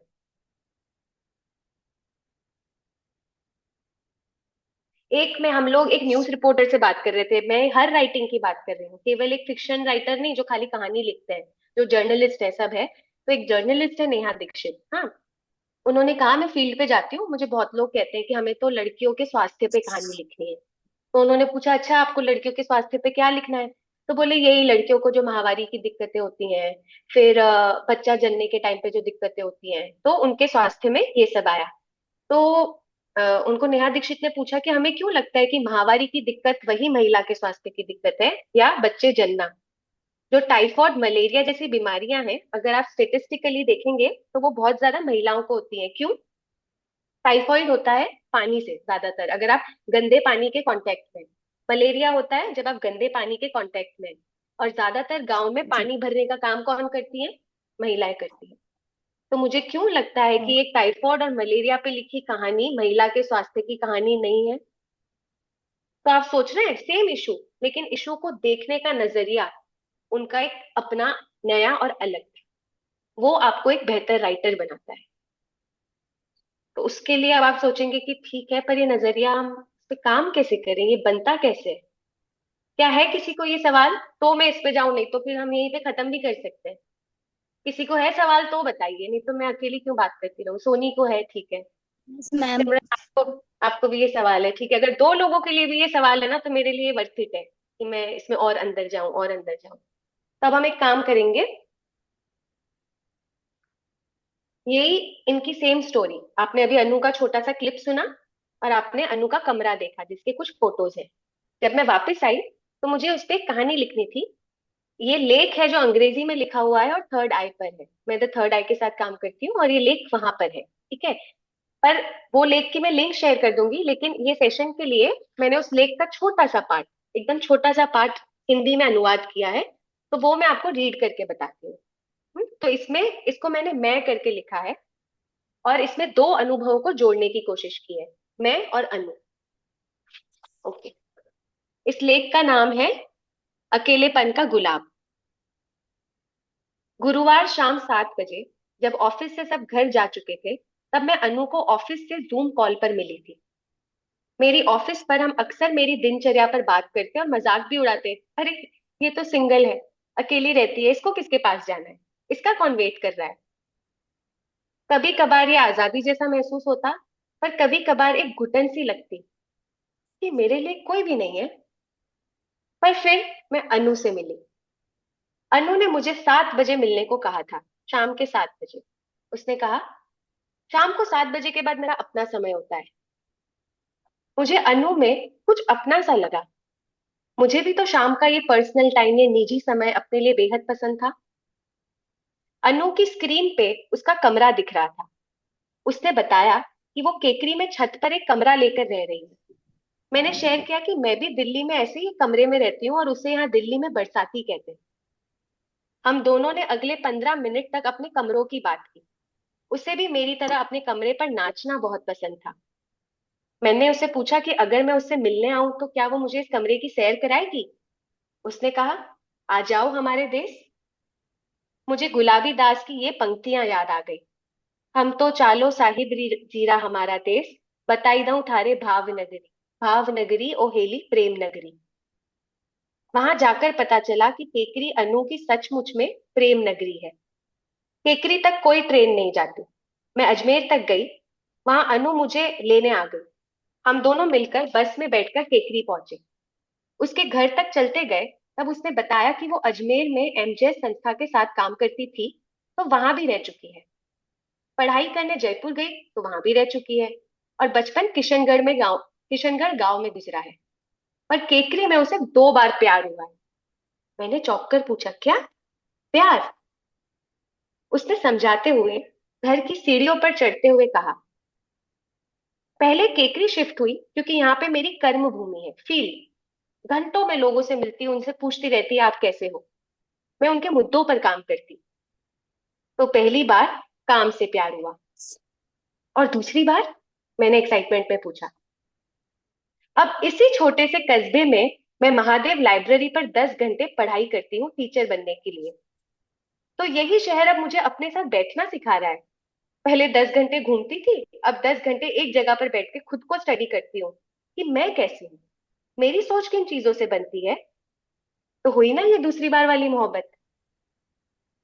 पर अनु, तुम्हें अकेला नहीं लगता? मैंने हल्के से पूछा। इस कमरे में अकेली रहती हो? पूरे शहर में अकेली हो? अकेला क्यों? मेरे एक कमरे में मेरी पूरी दुनिया रहती है। ये देखो, नॉर्थ, ये साउथ, ये ईस्ट, ये वेस्ट। मैं उसी एक कमरे में पूरा ब्रह्मांड घूम कर आती हूँ। हर ऋतु को बहुत करीब से महसूस करती हूँ। और दिन की थकान उतारने के लिए अपनी फेवरेट सुकून वाली चाय पीती हूँ। लवर के साथ भी यही सारी चीजें करते हैं ना। वर्जीनिया वुल्फ ने कहा है, अगर महिलाओं को लिखना है तो उनके पास अपना कमरा होना बहुत जरूरी है। अगर वो 21वीं सदी में अनु के इस कमरे पर आती तो क्या कहती? अनु का कमरा सिंगलहुड, एकल होने का चिन्ह है, और इसीलिए वो अकेलेपन का गुलाब है। ठीक है, ये लेख तो जब वहां पर लिखा हुआ है वेबसाइट पे, उसको एक अलग तरीके से लिखा है। मैंने उसका बस एक छोटा सा पार्ट उठाया आपको ये बोलने के लिए कि अब हम जब किसी से इंटरव्यू करते हैं, कोई कोई मजेदार बात निकली है, यहाँ तक हम पहुंचे कैसे, हम इस पन्ने तक कैसे पहुंचे। तो सबसे पहली चीज जो मेरे लिए इंपॉर्टेंट होती है कि मैं उस व्यक्ति में इंटरेस्टेड क्यों हूँ। हाँ, इसीलिए मैंने खुलकर लिखा है कि मेरे ऑफिस में क्या होता है। मैंने आपको वो स्टोरी बताई है जो इंटरव्यू में नहीं है, जो इंटरव्यू के पहले हो रही है, कि मेरे साथ मेरे ऑफिस पे लोग कुछ कहते हैं। मैंने उसे डायलॉग की तरह लिखा है। मैंने शुरुआत की अपने ऑफिस से, अपनी कहानी से। फिर जब मैं अनु के पास जाती हूँ तो अनु ने अपना कमरा को इतना एम्फेसिस किया था कि मुझे पता नहीं था कि ये कहानी कमरे की कहानी हो। तो जब मैं वहां पे पहुंची, मैंने अपने कान खुले रखे, अपना दिमाग खुला रखा कि अनु मुझे वो कहानी नहीं बताएगी जो मैं सुनना चाहती हूँ। अनु तो वही कहानी बताएगी जो वो जीती है। तो अनु मुझे जो जो बता रही थी उसके मैं कर रही थी फील्ड नोट्स। आप सब फील्ड नोट्स तो समझते होंगे ना, बिल्कुल वाकिफ होंगे। तो जब हम किसी की कोई बात सुनते हैं, मैं उसे मुद्दे की तरह नहीं लिखती, मैं उसे केस स्टडी की तरह नहीं लिखती। रादर मैं सोचती हूँ कि इसने कौन सी बात कही जो मुझे बहुत इंटरेस्टिंग लगी, मैं उस बात को लिखती हूँ। जैसे मैं आपको एक छोटा सा एग्जांपल देना चाहती हूँ। ये तो आप अनु की बात कर रहे हैं। मैं अभी फील्ड पे गई थी, वहां पे मैं एक आदिवासी महिला से मिली जिनका नाम है जीजा। मुझे भी लगा जीजा मुझे क्या बताएगी कि आदिवासी महिलाओं को बहुत दिक्कतें हैं, सरकारी स्कीम भी नहीं मिलती, खास करके एकल आदिवासी महिला है तो समाज में ये होता है वो होता है, ये सब मुझे लगा वो बताएगी। पर जीजा अपनी कहानी में बार बार ये तो बता रही थी, उन्होंने एक चीज बहुत इंपॉर्टेंट कही। वो कह रही थी आ, मैंने उनसे पूछा कि आप इस संस्था तक कैसे पहुंचे, आपके लिए संस्था में नया अनुभव क्या था। तो उन्होंने ये कहा, कुर्सी पे बैठना। मैंने आज तक किसी को ये बोलते नहीं सुना कि मेरा संस्था में नया अनुभव क्या था, मैं कुर्सी पर बैठी। तो मैंने उस चीज को पकड़ा और मैंने उनको पूछा कि कुर्सी पे बैठना नया अनुभव, आप ये क्यों कह रहे हैं। तो उन्होंने कहा कि हम अक्सर जब ट्रेन में जाते हैं या कहीं भी जाते हैं ना, अपना सामान बेचने भी जाते हैं, तो हमें डर लगता है कि हमें लोग मारेंगे। मेरे पास टिकट होता है तो भी मैं ट्रेन की कुर्सी पे नहीं बैठती, हम हमेशा ट्रेन के डिब्बे में नीचे बैठते हैं। तो जब मैं पहली बार जॉब करने गई, उन्होंने मुझे सामने बोला कुर्सी पे बैठो और मेरा इंटरव्यू लिया। तो मुझे लगा कहीं ये इंटरव्यू का हिस्सा तो नहीं है कि मुझे कुर्सी पे बिठाया जा रहा है। उस महिला की स्टोरी में कुर्सी बार बार आती रही, और क्योंकि वो कुर्सी बोलती रही, मैं कुर्सी शब्द सुनती रही। तो अगर मैं जीजा की कहानी लिखूंगी, मैं जीजा की कहानी में कुर्सी पर बहुत भार दूंगी। जीजा भी एकल महिला है, वो एक आदिवासी महिला है, वो महाराष्ट्र के एक गांव में रहती है, लेकिन उसकी कहानी में, जैसे अनु की कहानी में कमरा था, जीजा की कहानी में कुर्सी थी। तो ये मेरे दिमाग में क्यों है, क्योंकि जब मैं सुन रही थी, आप सुनोगे तो 2 घंटा, किसी से 2 घंटा बात हुई, पूरा दिन फील्ड पे हो, कैसे याद रहेगा यार। एक एक छोटे से दिमाग में कितनी चीजें याद रखोगे। तो मैं इंटरव्यू जैसे ही खत्म होता है, अपनी डायरी में मैं नोट्स बना देती हूँ कि जीजा ने कुर्सी की बात मुझे भी तो कुछ चीजें याद रह जाती है। तो जो मुझे याद रह गया है, जो मेरे दिल तक बात पहुंच गई है, मैं उसे नोट बना देती हूँ।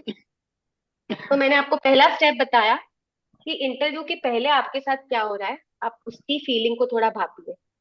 दूसरा स्टेप, आप जब किसी से इंटरव्यू करते हैं तो अपने सवाल बदलिए प्लीज। सोचिए कि मैं क्यों किसी से ये सवाल पूछ रही हूँ, अगर कोई मुझसे पूछेगा तो मुझे अच्छा लगेगा ये सवाल।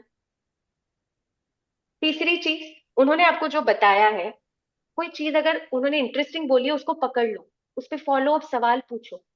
चाहे वो मुद्दे से रिलेटेड नहीं आएगा, लेकिन घूम के वो मुद्दे पे आएगा। और चौथी चीज, जब इंटरव्यू खत्म हो गया है, आपको अपनी फील्ड नोट्स बनानी है। वो राइटिंग में सबसे ज्यादा इंपॉर्टेंट चीज है। ठीक है, अब जब मैं वापस आ जाती हूँ, मैं रिकॉर्डिंग्स रखती हूँ अपने पास, लोगों से परमिशन लेके मैं इंटरव्यू लेती हूँ। अगर मान लो आपके पास रिकॉर्डिंग नहीं है, तो भी आप अपने अनुभव को अलग अलग तरीकों से लिख सकते हैं। और वो कैसे, तो उसका मैं आपको आखिरी ऑडियो सुनाऊंगी, हम सेशन खत्म करेंगे वो ऑडियो सुनने के बाद। लेकिन मैं एक और चीज आपको बताना चाहती हूँ, ऑडियो सुन सकते हैं ना आयुष्य, 8 मिनट का है, एंड उसके बाद अगर लोगों के कुछ सवाल है तो वी बिल्कुल कैन जस्ट बिल्कुल टेक बिल्कुल। Those question. तो एक जो राइटिंग होती है, हम कभी आपके साथ राइटिंग पे सेशन करेंगे तो हम राइटिंग की मेथड्स को खोलेंगे। आज बस मैं आप, क्योंकि मैं जानती हूँ आप लोग राइटर हैं, तो आज मैं बस आपको थोड़ा सा धक्का दे रही हूँ कि आप अपने फॉर्म को तोड़िए। कहीं ना कहीं शायद मैं से शुरुआत करते हैं तो कहानी इंटरेस्टिंग बनती है। कई बार अपने कैरेक्टर को जब हम इंटरेस्टिंग तरीकों से देखते हैं, फॉर एग्जाम्पल मैं जीजा की कहानी में मैं नहीं लिखने वाली, मैं जीजा की कहानी में शुरुआत ही यहाँ से करूंगी कि जीजा कुर्सी पे बैठी, पंखा चलाया, अपने लिए हाथ में एक कप लिया और आराम से घंटे के लिए कुर्सी पे बैठी रही। वो सोचती रही कि ये कुर्सी तक आने का सफर कितना बड़ा रहा। उसे वो दिन याद आ गया जब वो ट्रेन में मछली बेचने जाती थी। कितना डर लगता था, हाथ में टिकट होता था पर वो वहां कुर्सी पे नहीं बैठी। तो आप देख रहे हैं कि मैं थर्ड पर्सन, इसको थर्ड पर्सन राइटिंग कहते हैं ना, यहाँ पे तो मैंने मैं नहीं लिखा, पर मैंने जीजा की एंट्री, जीजा के बारे में मैंने पहली लाइन ये नहीं लिखी कि जीजा तो बेचारी है या जीजा आदिवासी औरत है, कितना संघर्ष करती है। मेरी कहानी में ऐसे देखती ही नहीं है।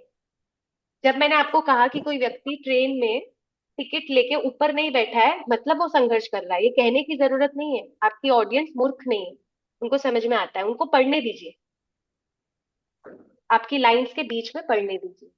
ठीक है, तो अब हम लोग जो ऑडियो सुनेंगे, ये बहुत इंटरेस्टिंग ऑडियो है।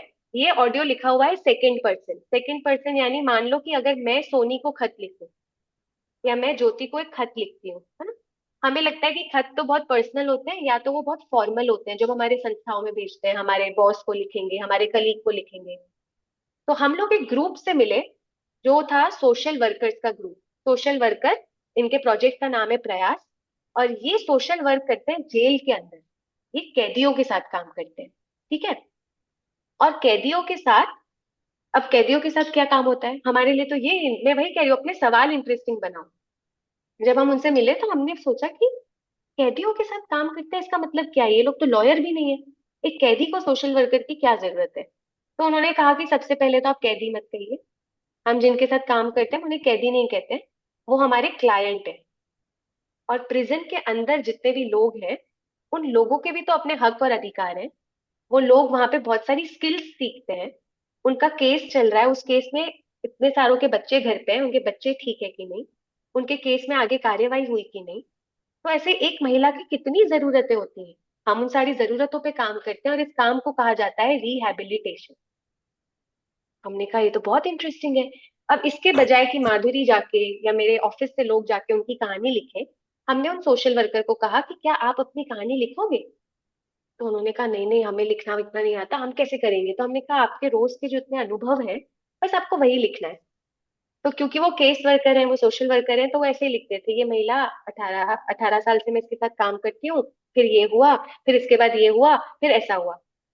तो हमने कहा कि आप ऐसे क्यों लिख रहे हैं, आपका वो महिला जो जेल के अंदर है, जिनको आप क्लाइंट कहते हैं, आपका उनके साथ क्या रिश्ता है। तो उन्होंने बोला कि रिश्ता तो हमारे बहुत प्यारे प्यारे रिश्ते होते हैं उनके साथ, पर वो कैसे राइटिंग कर सकते हैं। तो हमने उन्हें कहा कि क्यों ना आप उस महिला को खत लिखिए। आप सोचिए ये मुद्दे के बारे में, अभी भी मैं एक मुद्दे पर हूँ कि जेल के अंदर जो औरतें हैं, उनके साथ क्या होता है, उनका और सोशल वर्कर का रिश्ता क्या होता है, क्यों उस महिला को सोशल वर्कर की जरूरत है, ये मेरा मुद्दा है दिमाग में। पर उसका लेखन बहुत बदल गया जब हमने सोशल वर्कर को कहा कि आप अपने क्लाइंट को खत लिखो। वो खत ऑफ कोर्स क्लाइंट तक नहीं जाएगा, पर आप इमेजिन करो कि अगर सोनी मेरी क्लाइंट है, तो मैं सोनी को खत में क्या लिखूंगी। और आप देखिए कि सोशल वर्कर ने कितना मजेदार खत लिखा है, और उस खत पे फिर हम खत्म करेंगे, ठीक है।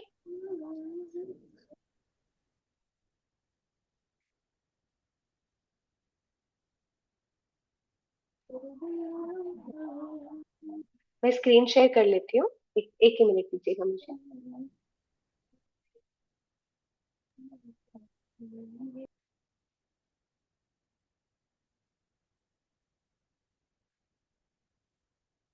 मुझे लगता है मेरे ही सिस्टम में कुछ प्रॉब्लम है, जिसकी वजह से ऑडियो इतने स्लो आवाज आ रही है।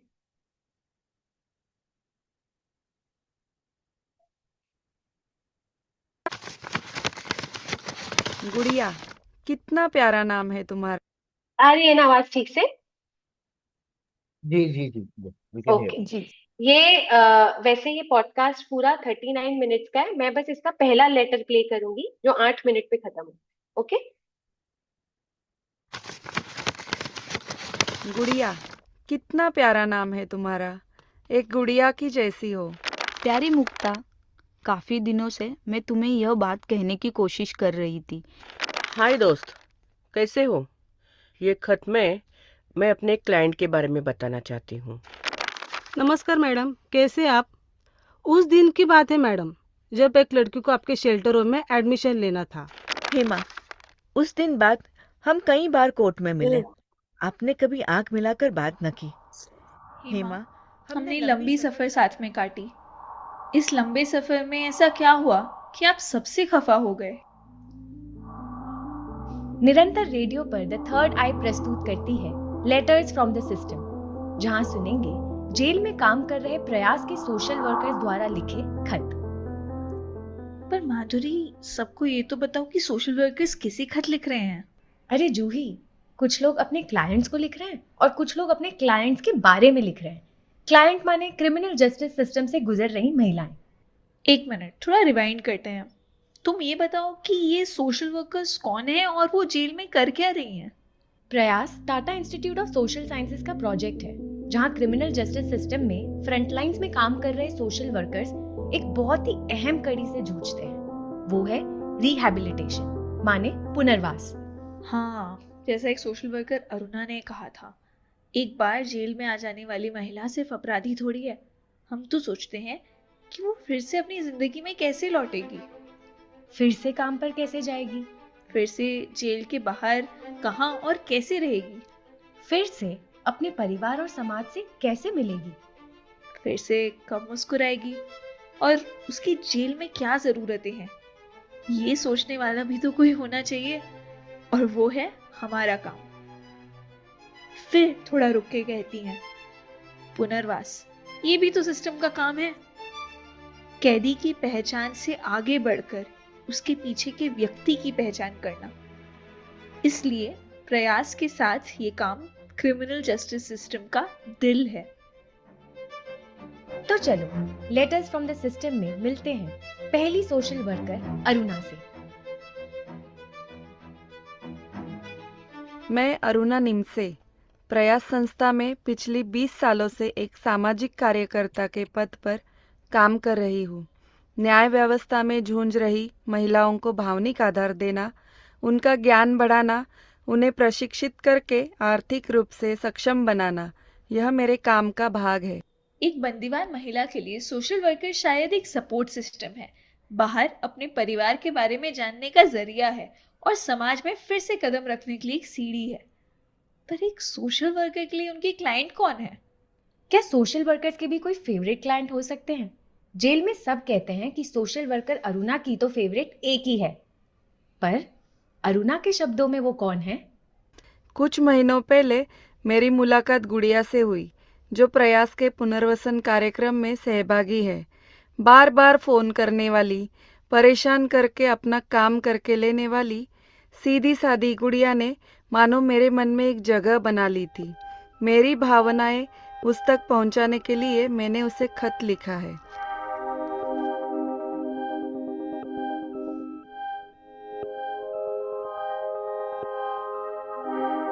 गुड़िया, कितना प्यारा नाम है तुम्हारा। एक गुड़िया की जैसी हो, हमेशा चेहरे पर मुस्कुराहट। तुम्हें पता है, जब मैं जेल में तुमसे मिलती थी, मुझे तुम्हें तुम्हारे नाम से बुलाना बहुत अच्छा लगता था। जैसे छोटे बच्चों के साथ जब हम खेलते हैं, मन उछल कूद करता है, शरारतें करते हैं, बिल्कुल वैसा ही। जेल में महिलाओं के हाथ को कोई हुनर, कमाई का जरिया मिले, इस उद्देश्य से हम एक सिलाई क्लास चलाते हैं, जिस क्लास में तुम्हारा भी सहभाग था। क्लास में सभी बड़े प्यार से तुम्हारी टांग खींचते थे। सभी का तुम्हारे प्रति सहानुभूति और प्यार दिखाई देता था। सबको लगता था तुम मेरी फेवरेट हो, और मेरे लिए तो तुम नन्ही सी गुड़िया ही थी। तुम्हारे पास अपना सामान रखने के लिए कुछ नहीं था, और तुम हमेशा अपना पुराना टॉवेल लेकर क्लास में टॉवेल का थैला सिलाने के लिए आती थी। जब भी तुम थैला सिलाने की कोशिश में लगी रहती थी, तो मेरे मन में आता था कि इसका ये थैला कभी पूरा होगा, उसमें तुम अपना सामान कभी रखोगी। तुम हरदम कुछ न कुछ गुनगुनाती रहती थी। मुझे देखकर मेरे लिए कितने गाने बनाए तुमने। अभी तो वो भोजपुरी भाषा और तुम्हारी हंसी ही महसूस होती है। मुझे आज भी वो दिन याद है, जब तुम जेल से छूटी थी और घर ही जाना है अपने देवर के पास। इस जिद पर अड़ी जेल के गेट पर शाम के 7 बजे अपने देवर का इंतजार कर रही थी। तभी मेरी याद नहीं आई तुम्हें? इतना विश्वास नहीं था मुझ पर? मुझे एक फोन करना जरूरी नहीं समझा?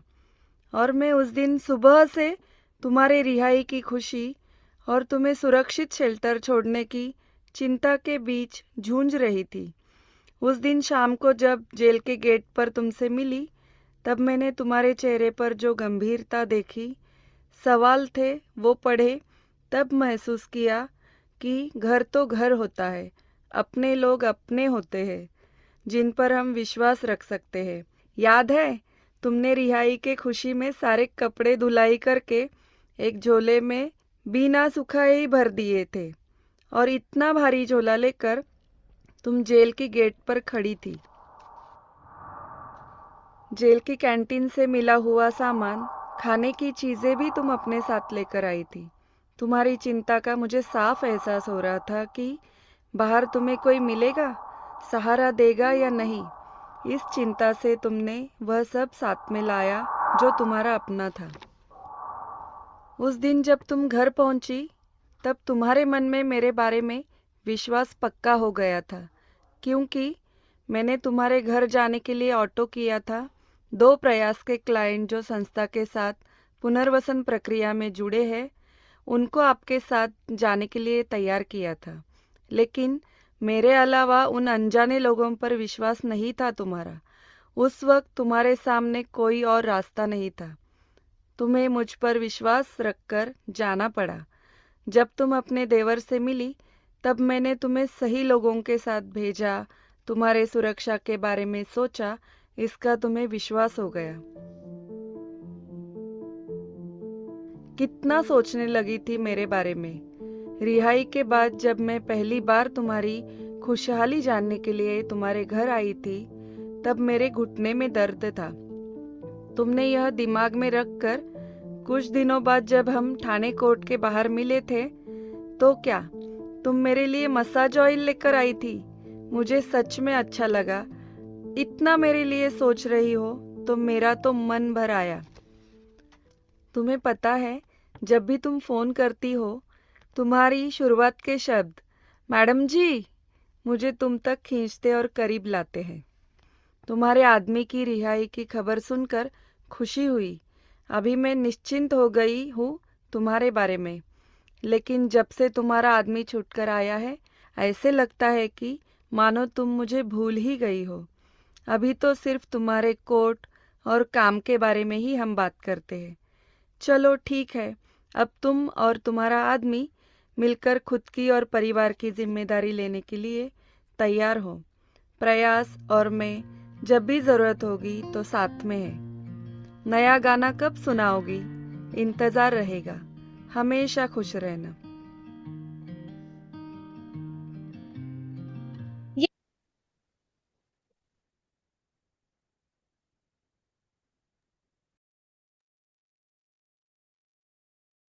तो क्विक रिस्पॉन्सेस चाहती हूँ। क्या आपको लगा ये लेटर सुन के?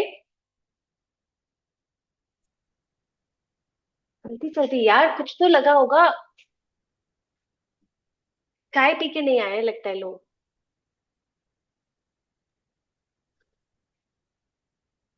बताइए, जिनके मुस्कुराते चेहरे दिख रहे हैं उन्हीं को पूछती हूँ। सोनी, सिमरन। मैम पहले तो थोड़ा सा कंफ्यूजिंग लगा था, क्योंकि पहले मुझे लगा कि आप डायरेक्ट स्टार्ट करोगी जहां से लेटर। उसका लेटर स्टार्ट होगा। बट जब थोड़ा सा सुना तो मुझे समझ आया कि वो बता रहे हैं कि पहले कॉन्टेस्ट बिठा रहे हैं कि क्या क्या हो रहा है, देन उसके बाद जब हम्म। स्टार्ट हुआ लेटर तो थोड़ा समझ आया कि किसके बारे में बात हो रही है, और उन्होंने उस लेटर में वो क्या क्या करती थी और उनकी अपनी चिंता जाहिर करी है कि क्या मैं चाहती थी, और अब वो ठीक है, और अब वो लाइक अपनी जो वो कह नहीं पाई शायद वो उस लेटर के थ्रू उनको कह भी रही थी। हम्म। ज्योति ने एक बहुत इंटरेस्टिंग चीज पकड़ी। उन्होंने कहा कि आपने कॉन्टेक्स्ट बिल्ड किया। ज्योति, वो किसी भी राइटिंग के लिए कितना इंपॉर्टेंट होता है। आप मान लीजिए आप फील्ड पे हैं, शायद आपके साथ कोई इंटरव्यू नहीं हो रहा है, पर किसी औरत ने आपको एक लेटर लिख के दिया है। अगर मैं उस लेटर को ऐसे ही डाल दूंगी बिना कॉन्टेक्स्ट बिल्ड किए कि मैं ज्योति वहां गई क्यों थी, मैंने इस औरत से क्यों बात की, इस प्रोजेक्ट में मेरा खुद का क्या इंटरेस्ट है, तो अपना कॉन्टेक्स्ट, अपनी सेटिंग को बिठाना बहुत जरूरी है। तो इस ये वाला जो प्रोसेस था हमारा, उसमें हमारा कॉन्टेक्स्ट यही था कि हम जब भी जेल की बात करते हैं, दिमाग में आता है कि एक है जो क्रिमिनल है, एक आती है पुलिस व्यवस्था, और एक आती है न्याय प्रणाली। लेकिन इसके अलावा उसमें कितने छोटे छोटे किरदार हैं, हमें पहली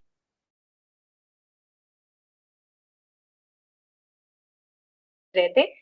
फिर जब हम सोशल वर्कर्स के पास गए, तो उन्होंने जो कैदियों की छवि दी, हमारे दिमाग में कैदी की छवि कभी भी ये नहीं होती, वो बहुत ही इविल वाली होती है। हमें तो यही लगता है ना कि मर्डरर्स हैं, गलत काम करके अंदर गए, क्यों अंदर गए। तो सोशल वर्कर्स ने बताया, जब आपको मैं कह रही हूँ कि मेरी गुड़िया से दोस्ती है, जो कि एक्चुअल में मेरी क्लाइंट है जो जेल के अंदर है, ये कितनी अनोखी बात है। जेल के बारे में कोई ऐसी बात नहीं करता। और ये जो सोशल वर्कर्स थे, इनका इशू भी यही था कि हम जाएं जेल के अंदर, महिलाओं की जो दिक्कतें हैं, उन्हें उनकी जो जरूरतें हैं उसको पूरा करें। तो हम जब इस टीम से बात कर रहे थे, उन्होंने बताया कि हम गए तो यही थे कि महिलाएं हमें बताएंगी उनके साथ कितना हिंसा होती है, पर अंदर जाके पता चला कि अंदर कितनी सारी लव स्टोरी है। उन्होंने ये नहीं कहा कि हिंसा नहीं होती है, लेकिन उस हिंसा को उनके कहने की भाषा बदल गई। क्योंकि एक सोशल वर्कर तो कह रही है मुझे मेरी क्लाइंट फेवरेट है, गुड़िया ने मेरे लिए तेल लाया, वो मुझे देख के भोजपुरी गाना गाती है, या प्रिजन के अंदर उनकी आपस में लव स्टोरीज थी, या उनकी जब एक मीटिंग होती है जहाँ पे मेल प्रिजनर्स भी आते हैं तो इतनी सारी लव स्टोरीज बनती हैं। एक बहुत प्यारा इंसिडेंट शेयर किया था कि एक औरत के कपड़े अच्छे नहीं थे, उसे मीटिंग के लिए लॉयर से मिलना था और उसी टाइम पे मेल प्रिजनर भी आ रहे थे। तो उसकी जो दूसरी सहेली थी वो जेल के अंदर, उससे कहा तुम मेरे अच्छे कपड़े लेकर जा। तो उस दिन वो उसकी साड़ी पहन के वहां पर गई। तो ये कहानियां आपको जेल की कभी कोई नहीं बताता है। तो अब आपको सोचना है कि मैं क्या सवाल पूछूं कि लोग मुझे अपनी ये बातें मेरे साथ शेयर करें। दूसरा, वो सवाल पूछने से पहले खुद को खुला रखना पड़ेगा, खुद के सवाल बदलने होंगे। और सबसे इम्पोर्टेंट, जब वापस आते हो तो वापस आके किसी की कही हुई बात पे ठहरना होगा कि उन्होंने मुझे कौन सी नई बात बताई जो मुझे नहीं पता थी। फिर आप सोचिए मुझे फर्स्ट पर्सन में लिखना है, सेकंड पर्सन में लिखना है, या थर्ड पर्सन में लिखना है। वो आप राइटर्स हैं, आई एम श्योर आप उसको पकड़ लेंगे। पर प्लीज ये मेथड मत अपनाओ कि किसी की दिक्कत क्या थी, ये सोल्यूशन है, सरकार को ये करना चाहिए। जब इसको तोड़ोगे तभी ही नई राइटिंग आएगी। आई होप आज हमारी बहुत छोटी सेशन है, मैं नहीं कह रही हूँ कि एक सेशन में पूरी दुनिया बदल जाती है, पर कुछ शुरू तो हो जाता है ना। तो अब हम खोलते हैं इस सेशन को। अगर आप लोगों को कोई सवाल है तो प्लीज पूछिए। मैम मैं कुछ बोलना चाहूंगी। हाँ बोलिए। मैम इफ पॉसिबल तो हम कोई ऐसा लाइक प्लान कर सकते हैं कुछ ऐसा कि जैसे कि कोई एक डेमो आप इंटरव्यू लें, देन उसके बाद हम देखें तो फिर उससे थोड़ा सा और क्लियरिटी। आई नो कि इस सेशंस के थ्रू हमें समझ आता है, बट लाइक कैसे क्वेश्चंस पूछने चाहिए, अगर एक डेमो के थ्रू हम करें तो शायद हमें ज्यादा अच्छे से समझ आए। बिल्कुल कर सकते हैं, या आप चरखा से बात करके रखिए। अगर आपको ऐसे कुछ सेशंस चाहिए, ऐसे कुछ इनपुट्स चाहिए, तो हम इसको आगे चल के बिल्कुल मिल सकते हैं। लेकिन मैं इस पूरे ग्रुप के लिए एक काम कर सकती हूँ अगर आपको चाहिए तो। थर्ड आई पे बहुत सारी ऐसी चीजें हैं जो एक रिसोर्स मटेरियल की तरह यूज की जा सकती हैं, जहाँ पे आप देखेंगे कि एक इंटरव्यू चल रहा है और आपको सुनाई भी देगा कि इंटरव्यू में सवाल जवाब क्या हुए हैं। तो मैं आप लोगों को वो भेज सकती हूँ, ठीक है। अगर ऐसा हो तो मैं आप लोगों को ये एक इंटरव्यू की रॉ फाइल भी भेज सकती हूँ, जो मैंने बहुत सारे इंटरव्यूज किए हैं। मैं आपको कोई एक रॉ फाइल भेज सकती हूँ, अगर आप लोग प्रॉमिस करें कि आप उसे हर जगह स्प्रेड नहीं करेंगे, क्योंकि वो किसी की आवाज है। मुझे कोई अपनी विश्वास देखकर मुझे वो चीजें बताते हैं या देते हैं, ठीक है। तो मैं चूज करके आपको एक फाइल भेज सकती हूँ, तो आपको इंटरव्यू की आइडिया आएगी। थर्ड आई का कुछ मटेरियल शेयर कर सकती हूँ, लेकिन स्टडी करना जो थी आपका काम है। अगर आपके अंदर इच्छा है कि मैं जानना चाहती हूँ ये कैसे होता है, तो आपको उसके लिए स्टडी करना होगा, रीड करना होगा। और तीसरी चीज, आप चरखा से बात कीजिए अगर ऐसे कुछ स्पेसिफिक इनपुट चाहिए कि मुझे सिर्फ इंटरव्यू टेक्निक जाननी है, या मुझे सिर्फ मैं करके लिखने वाली टेक्निक जाननी है, या थर्ड पर्सन वाली स्टोरी कहाँ से शुरू करते हैं। तो हम एक स्पेसिफिक सेशन सिर्फ वो एक स्पेसिफिक चीज के लिए। आज हमने यही कोशिश की कि आप जब फील्ड पे जाते हैं तो फील्ड की बातचीत से अपनी राइटिंग तक कैसे। आज बस यही कोशिश थी, एंड आई होप कि एटलीस्ट आप अपने लिए वो लेकर जाए। और अगर किसी के पास सवाल है तो एक बार आप सभी अपना सवाल बता दीजिए, है ना माधुरी, एंड देन हाँ you can address all of them एक ही साथ आप सबका, है ना। ठीक है, दैट तो विल बी ग्रेट। बाकी साथी जिन्होंने अपना कैमरा और माइक और सब कुछ बंद कर रखा है वो अब खोल सकते हैं, और कुछ भी अपने राइटिंग से जुड़ा हुआ कुछ सवाल है वो भेज देंगे। उन्होंने जो भेजने की बात की वो तो आ जाएगा। उसके अलावा अभी पूछने के लिए अगर कुछ है तो पूछ लें।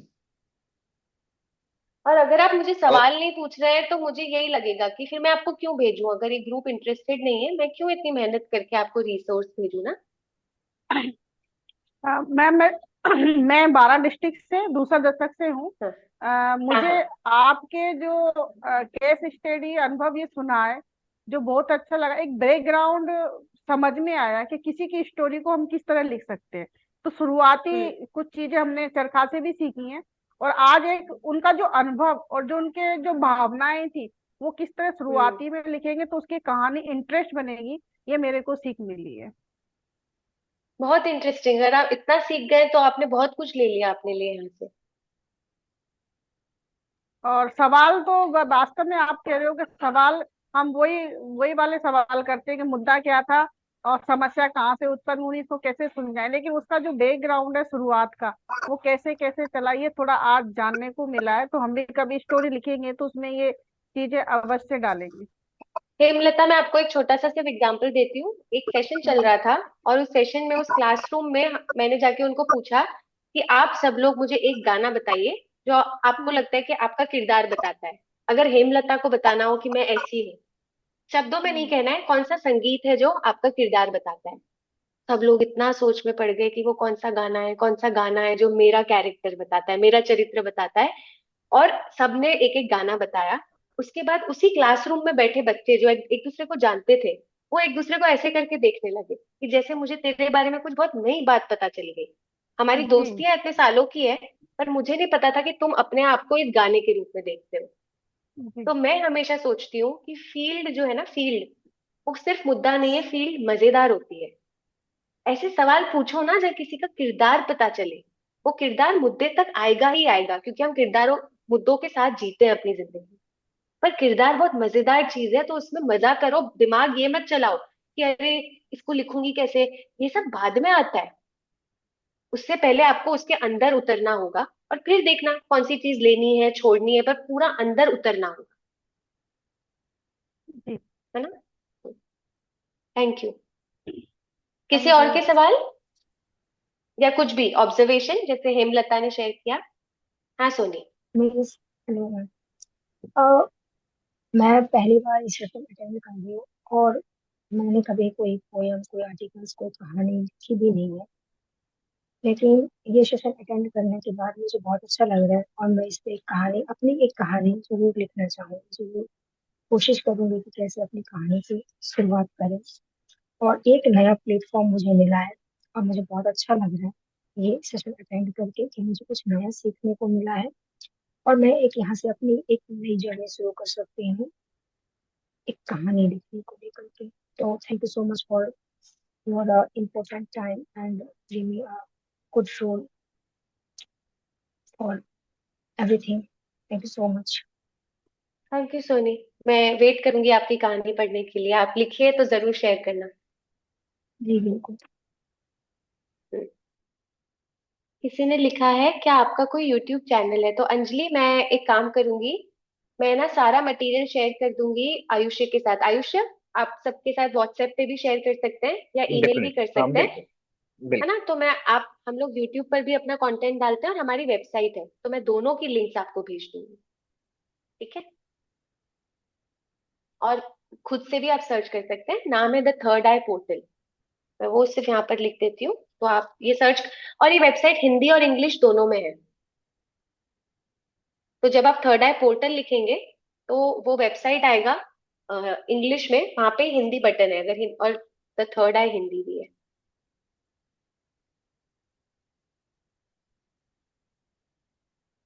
और किसी का कुछ भी सवाल? इतने सारे लोग जो बिल्कुल काले डिब्बे दिख रहे हैं मुझे।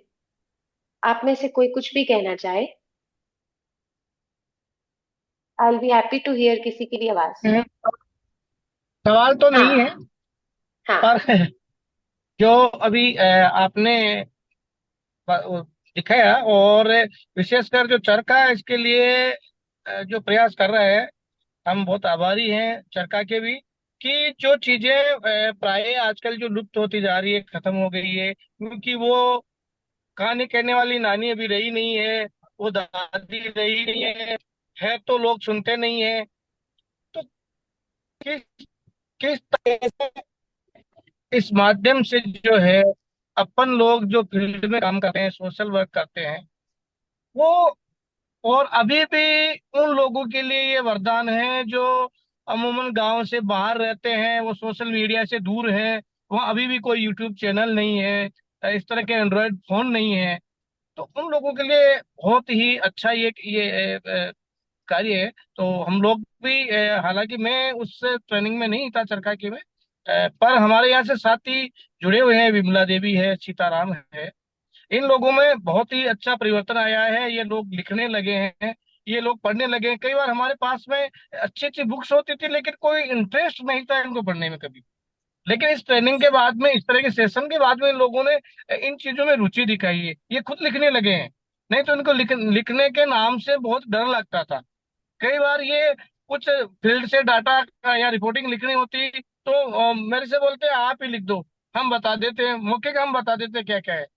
लेकिन इससे बहुत कुछ फर्क पड़ा है, तो मुझे लगता है ये चीजें बहुत ही जो ऐसी कहानी है, जीवंत कहानियां है, और बहुत अच्छा लगा है। थैंक यू संघर्ष, एंड आई रियली होप कि सब लोग बहुत सारा लिखें। आप बस, क्योंकि आप उनके साथ मिलके काम करते हैं, मैं एक चीज सिर्फ कहना चाहूंगी कि अक्सर फील्ड पे हमारी एक भाषा ना बहुत रटी रटाई हो गई है। लोगों के सपने क्या है, लोगों के संघर्ष क्या है। मैं हमेशा कहती हूँ ये सपना और संघर्ष शब्द को बाहर निकालिए जब आप लिखते हैं। ये मेरे दिमाग में होना चाहिए, मुझे पता होना चाहिए। पर जब मैं लिख रही हूँ तो सपने को कहने के और क्या 10 तरीके हैं। किसी का जी अपना कमरा होना सपना ही है, पर मैंने लेखन में उसे सपना नहीं कहा। या वो अकेली उस कमरे में कैसे रहती है, उसे डर लगता होगा, संघर्ष भी है। तो प्लीज ये शब्दों को आप लोगों को कहिए तोड़ो, किसी की इंसिडेंट पे डिटेल डालो। वो आपको जी कैसे अपना दिनचर्या बताते हैं।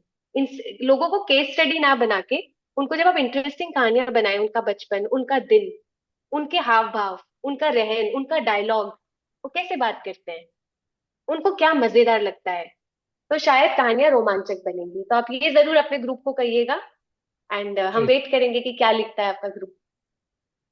जी। मैम, हाँ। लास्ट कौन? टाइम मैंने चरखा हाँ। के वर्कशॉप में आपका वर्कशॉप एक अटेंड करा था, जिसमें हमने बेसिकली ये सीखा था कि अगर आप परमिशन दे तो मैं उससे रिलेटेड एक क्वेश्चन पूछना चाहूंगी। हाँ हाँ, पूछिए। तो जैसे कि आपने ये बोला था कि लाइक कि हमें ज्यादा विक्टिम नहीं बनाना चाहिए किसी को भी, एक लाइक उनकी जिंदगी का, चाहे हीरो जरूरी नहीं है बनाना, चाहे विक्टिम भी बनाना जरूरी नहीं है। तो जैसे कि अगर मैंने ऑलरेडी एक कविता लिखी हुई है, तो हम्म। मैं एक बहुत कंफ्यूज हूँ कि मैं उसको चेंज करूँ या फिर सेम रखूं। लाइक दिस, हम्म। क्योंकि मैंने ऐसा लिखा था, लाइक मैं एक कोटेशन बताती हूँ उसकी कि लाइक बाहर जमाने के दस्तूर बनाया, नारी के स्वाभिमान को मिट्टी में मिलाया। I am hmm. Really sorry, लेकिन हमारा टाइम हाँ, थोड़ा हम थोड़ा ऊपर कम चल है। रहा है, क्योंकि ये पुराना सवाल है ज्योति। आप बस, हम ज्योति कोशिश मैं, करेंगे हम आपको आप हाँ ओके ज्योति ऐसा ओके कर मैम। सकते हैं, आपकी कोई पर्सनल राइटिंग है जिसका आप फीडबैक चाहते हैं तो आप मुझे मेल कर दीजिए। मैं अपना ईमेल आईडी यहाँ पे नीचे लिख देती हूँ, ठीक है। अगर किसी को कुछ स्पेसिफिक अपनी राइटिंग के रिलेटेड पूछना है। पर मैं ज्योति की कई जी। बात पे, एक ही मिनट रुकिएगा। ज्योति की कई बात पे बस एक छोटी सी चीज कहना चाहूंगी कि ज्योति, हमारे अनुभव हमें कहते हैं कि कुछ बहुत सारी चीजें हमारे साथ कठोर हुई हैं, गलत हुई हैं। तो मैं नहीं कह रही हूँ कि वो राइटिंग्स नहीं होनी चाहिए। मैं कह रही हूँ उस राइटिंग को लिखने का तरीका अलग हो सकता है। तो अभी आपने जो 2 लाइन कही, वो बहुत इंटरेस्टिंग लाइन है, आप जरूर उसे रखिए अपने लेख में। पर आपको बार बार ये सोचना है कि क्या मैं अपनी हर राइटिंग में सेम चीज तो नहीं कह रही। महिलाओं के साथ इतना गलत होता है, महिलाओं के साथ सब खराब होता है।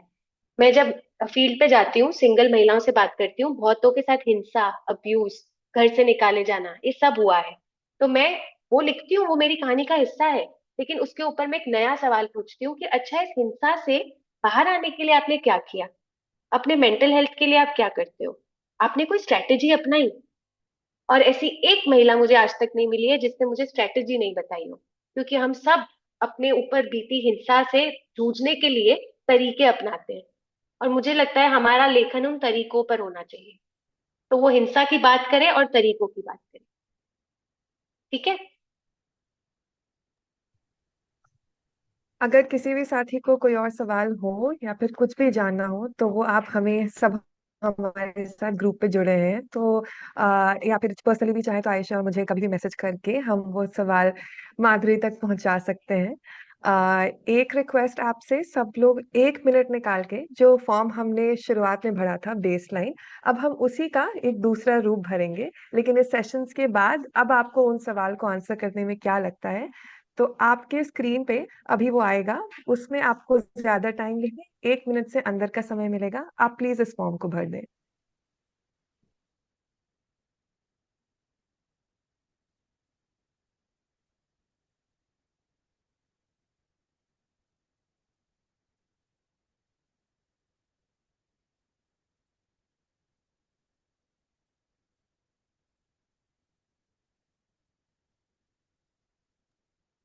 मैम इसमें खाली हिंदी में है, हमें हिंदी आती ही नहीं है।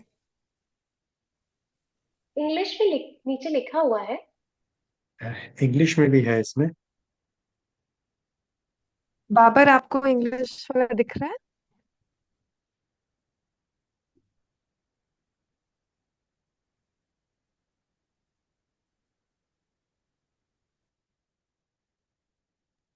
मैम दोबारा एक बार इसको भेजना।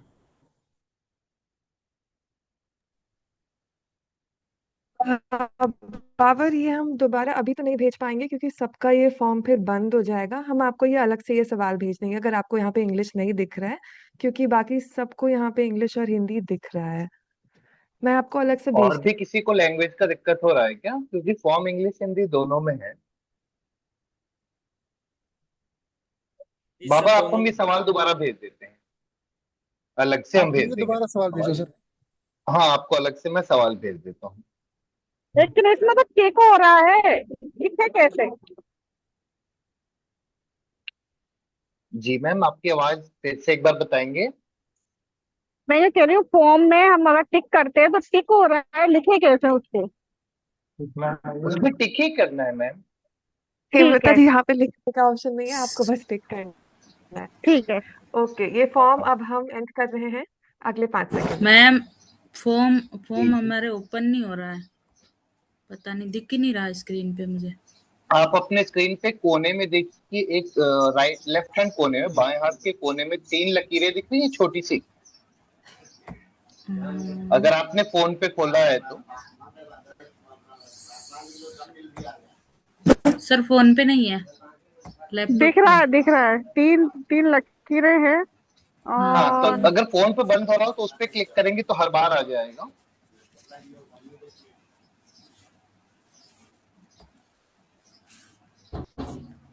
साथियों, अभी सर फोन बस पे नहीं है, लैपटॉप पे है तो नहीं दिख रहा। आप ऐसा कर सकते हैं ना आयुषा, अगर इनको व्हाट्सएप लिंक दे दे, हाँ हाँ, maybe some of them हाँ, कैन फिल देयर। जिन या हाँ, अभी जिनका हो पा रहा है वो कर दें। अगर आपका नहीं हो पा रहा है ना, तो हम आपको दोबारा एक बार भेज देंगे। तो जिन साथियों ने यहाँ नहीं भरा होगा वो व्हाट्सएप पे भर दीजिएगा। हम एक व्हाट्सएप का जी पोल सर। भेज देंगे, ठीक है? हाँ जी सर। बिल्कुल बिल्कुल। आखिरी 5 सेकंड, जो भी भर रहे हैं प्लीज इसको फिनिश कर दें।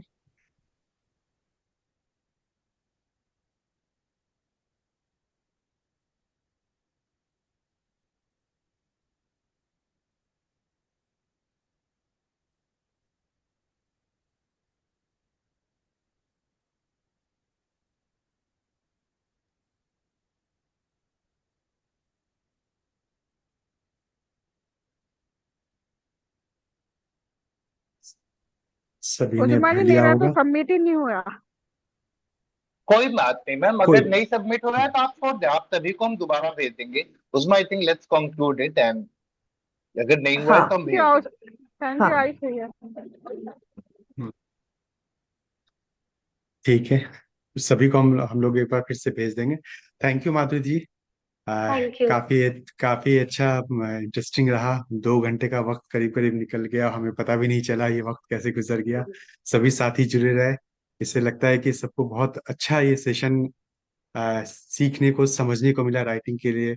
और जिस तरह से आपने अनु और जीजा जी इन लोगों के कहानियों के जरिए आपने बताने की कोशिश किया, और फिर लेटर का, ये बहुत एक इंटरेस्टिंग तरीके से राइटिंग के बारे में सबको जानने का मौका मिला। साथियों के फीडबैक भी बता रहे थे कि इन्हें बहुत कुछ सीखने का मौका मिला। तो हम सभी साथियों की तरफ से आपका माधुरी जी बहुत बहुत शुक्रिया अदा करते हैं। और हम अपने बाकी साथियों का भी शुक्रिया अदा करते हैं कि हम आगे भी इसी तरह से राइटिंग और अन्य दूसरे तरीके के और जो इश्यूज हैं उससे रिलेटेड हम वेबिनार सेशन लाते रहेंगे। आप सभी जुड़े हैं, इसके लिए आप सभी का बहुत बहुत शुक्रिया। शुक्रिया माधुरी जी। थैंक यू सभी को, एंड थैंक यू आपने इनवाइट किया। मैं भी सोचती रहती हूँ कि इस काम को हर बार अलग तरीके से कैसे खोलूं, तो मुझे भी बहुत कुछ जानने को सीखने को मिलता है। Thank you, all the thank you. Best. अपनी राइटिंग के लिए प्लीज अपने आप को पुश करिए, एंड हम हमेशा नए राइटर्स की खोज में होते हैं। तो अगर आप अच्छी अच्छी चीजें लिख रहे हैं तो हम आपको ढूंढ लेंगे, पर लिखिए आप, ठीक है? Thank okay, you thank you so thank much you. Madhuri, thank you साथियों हमारे साथ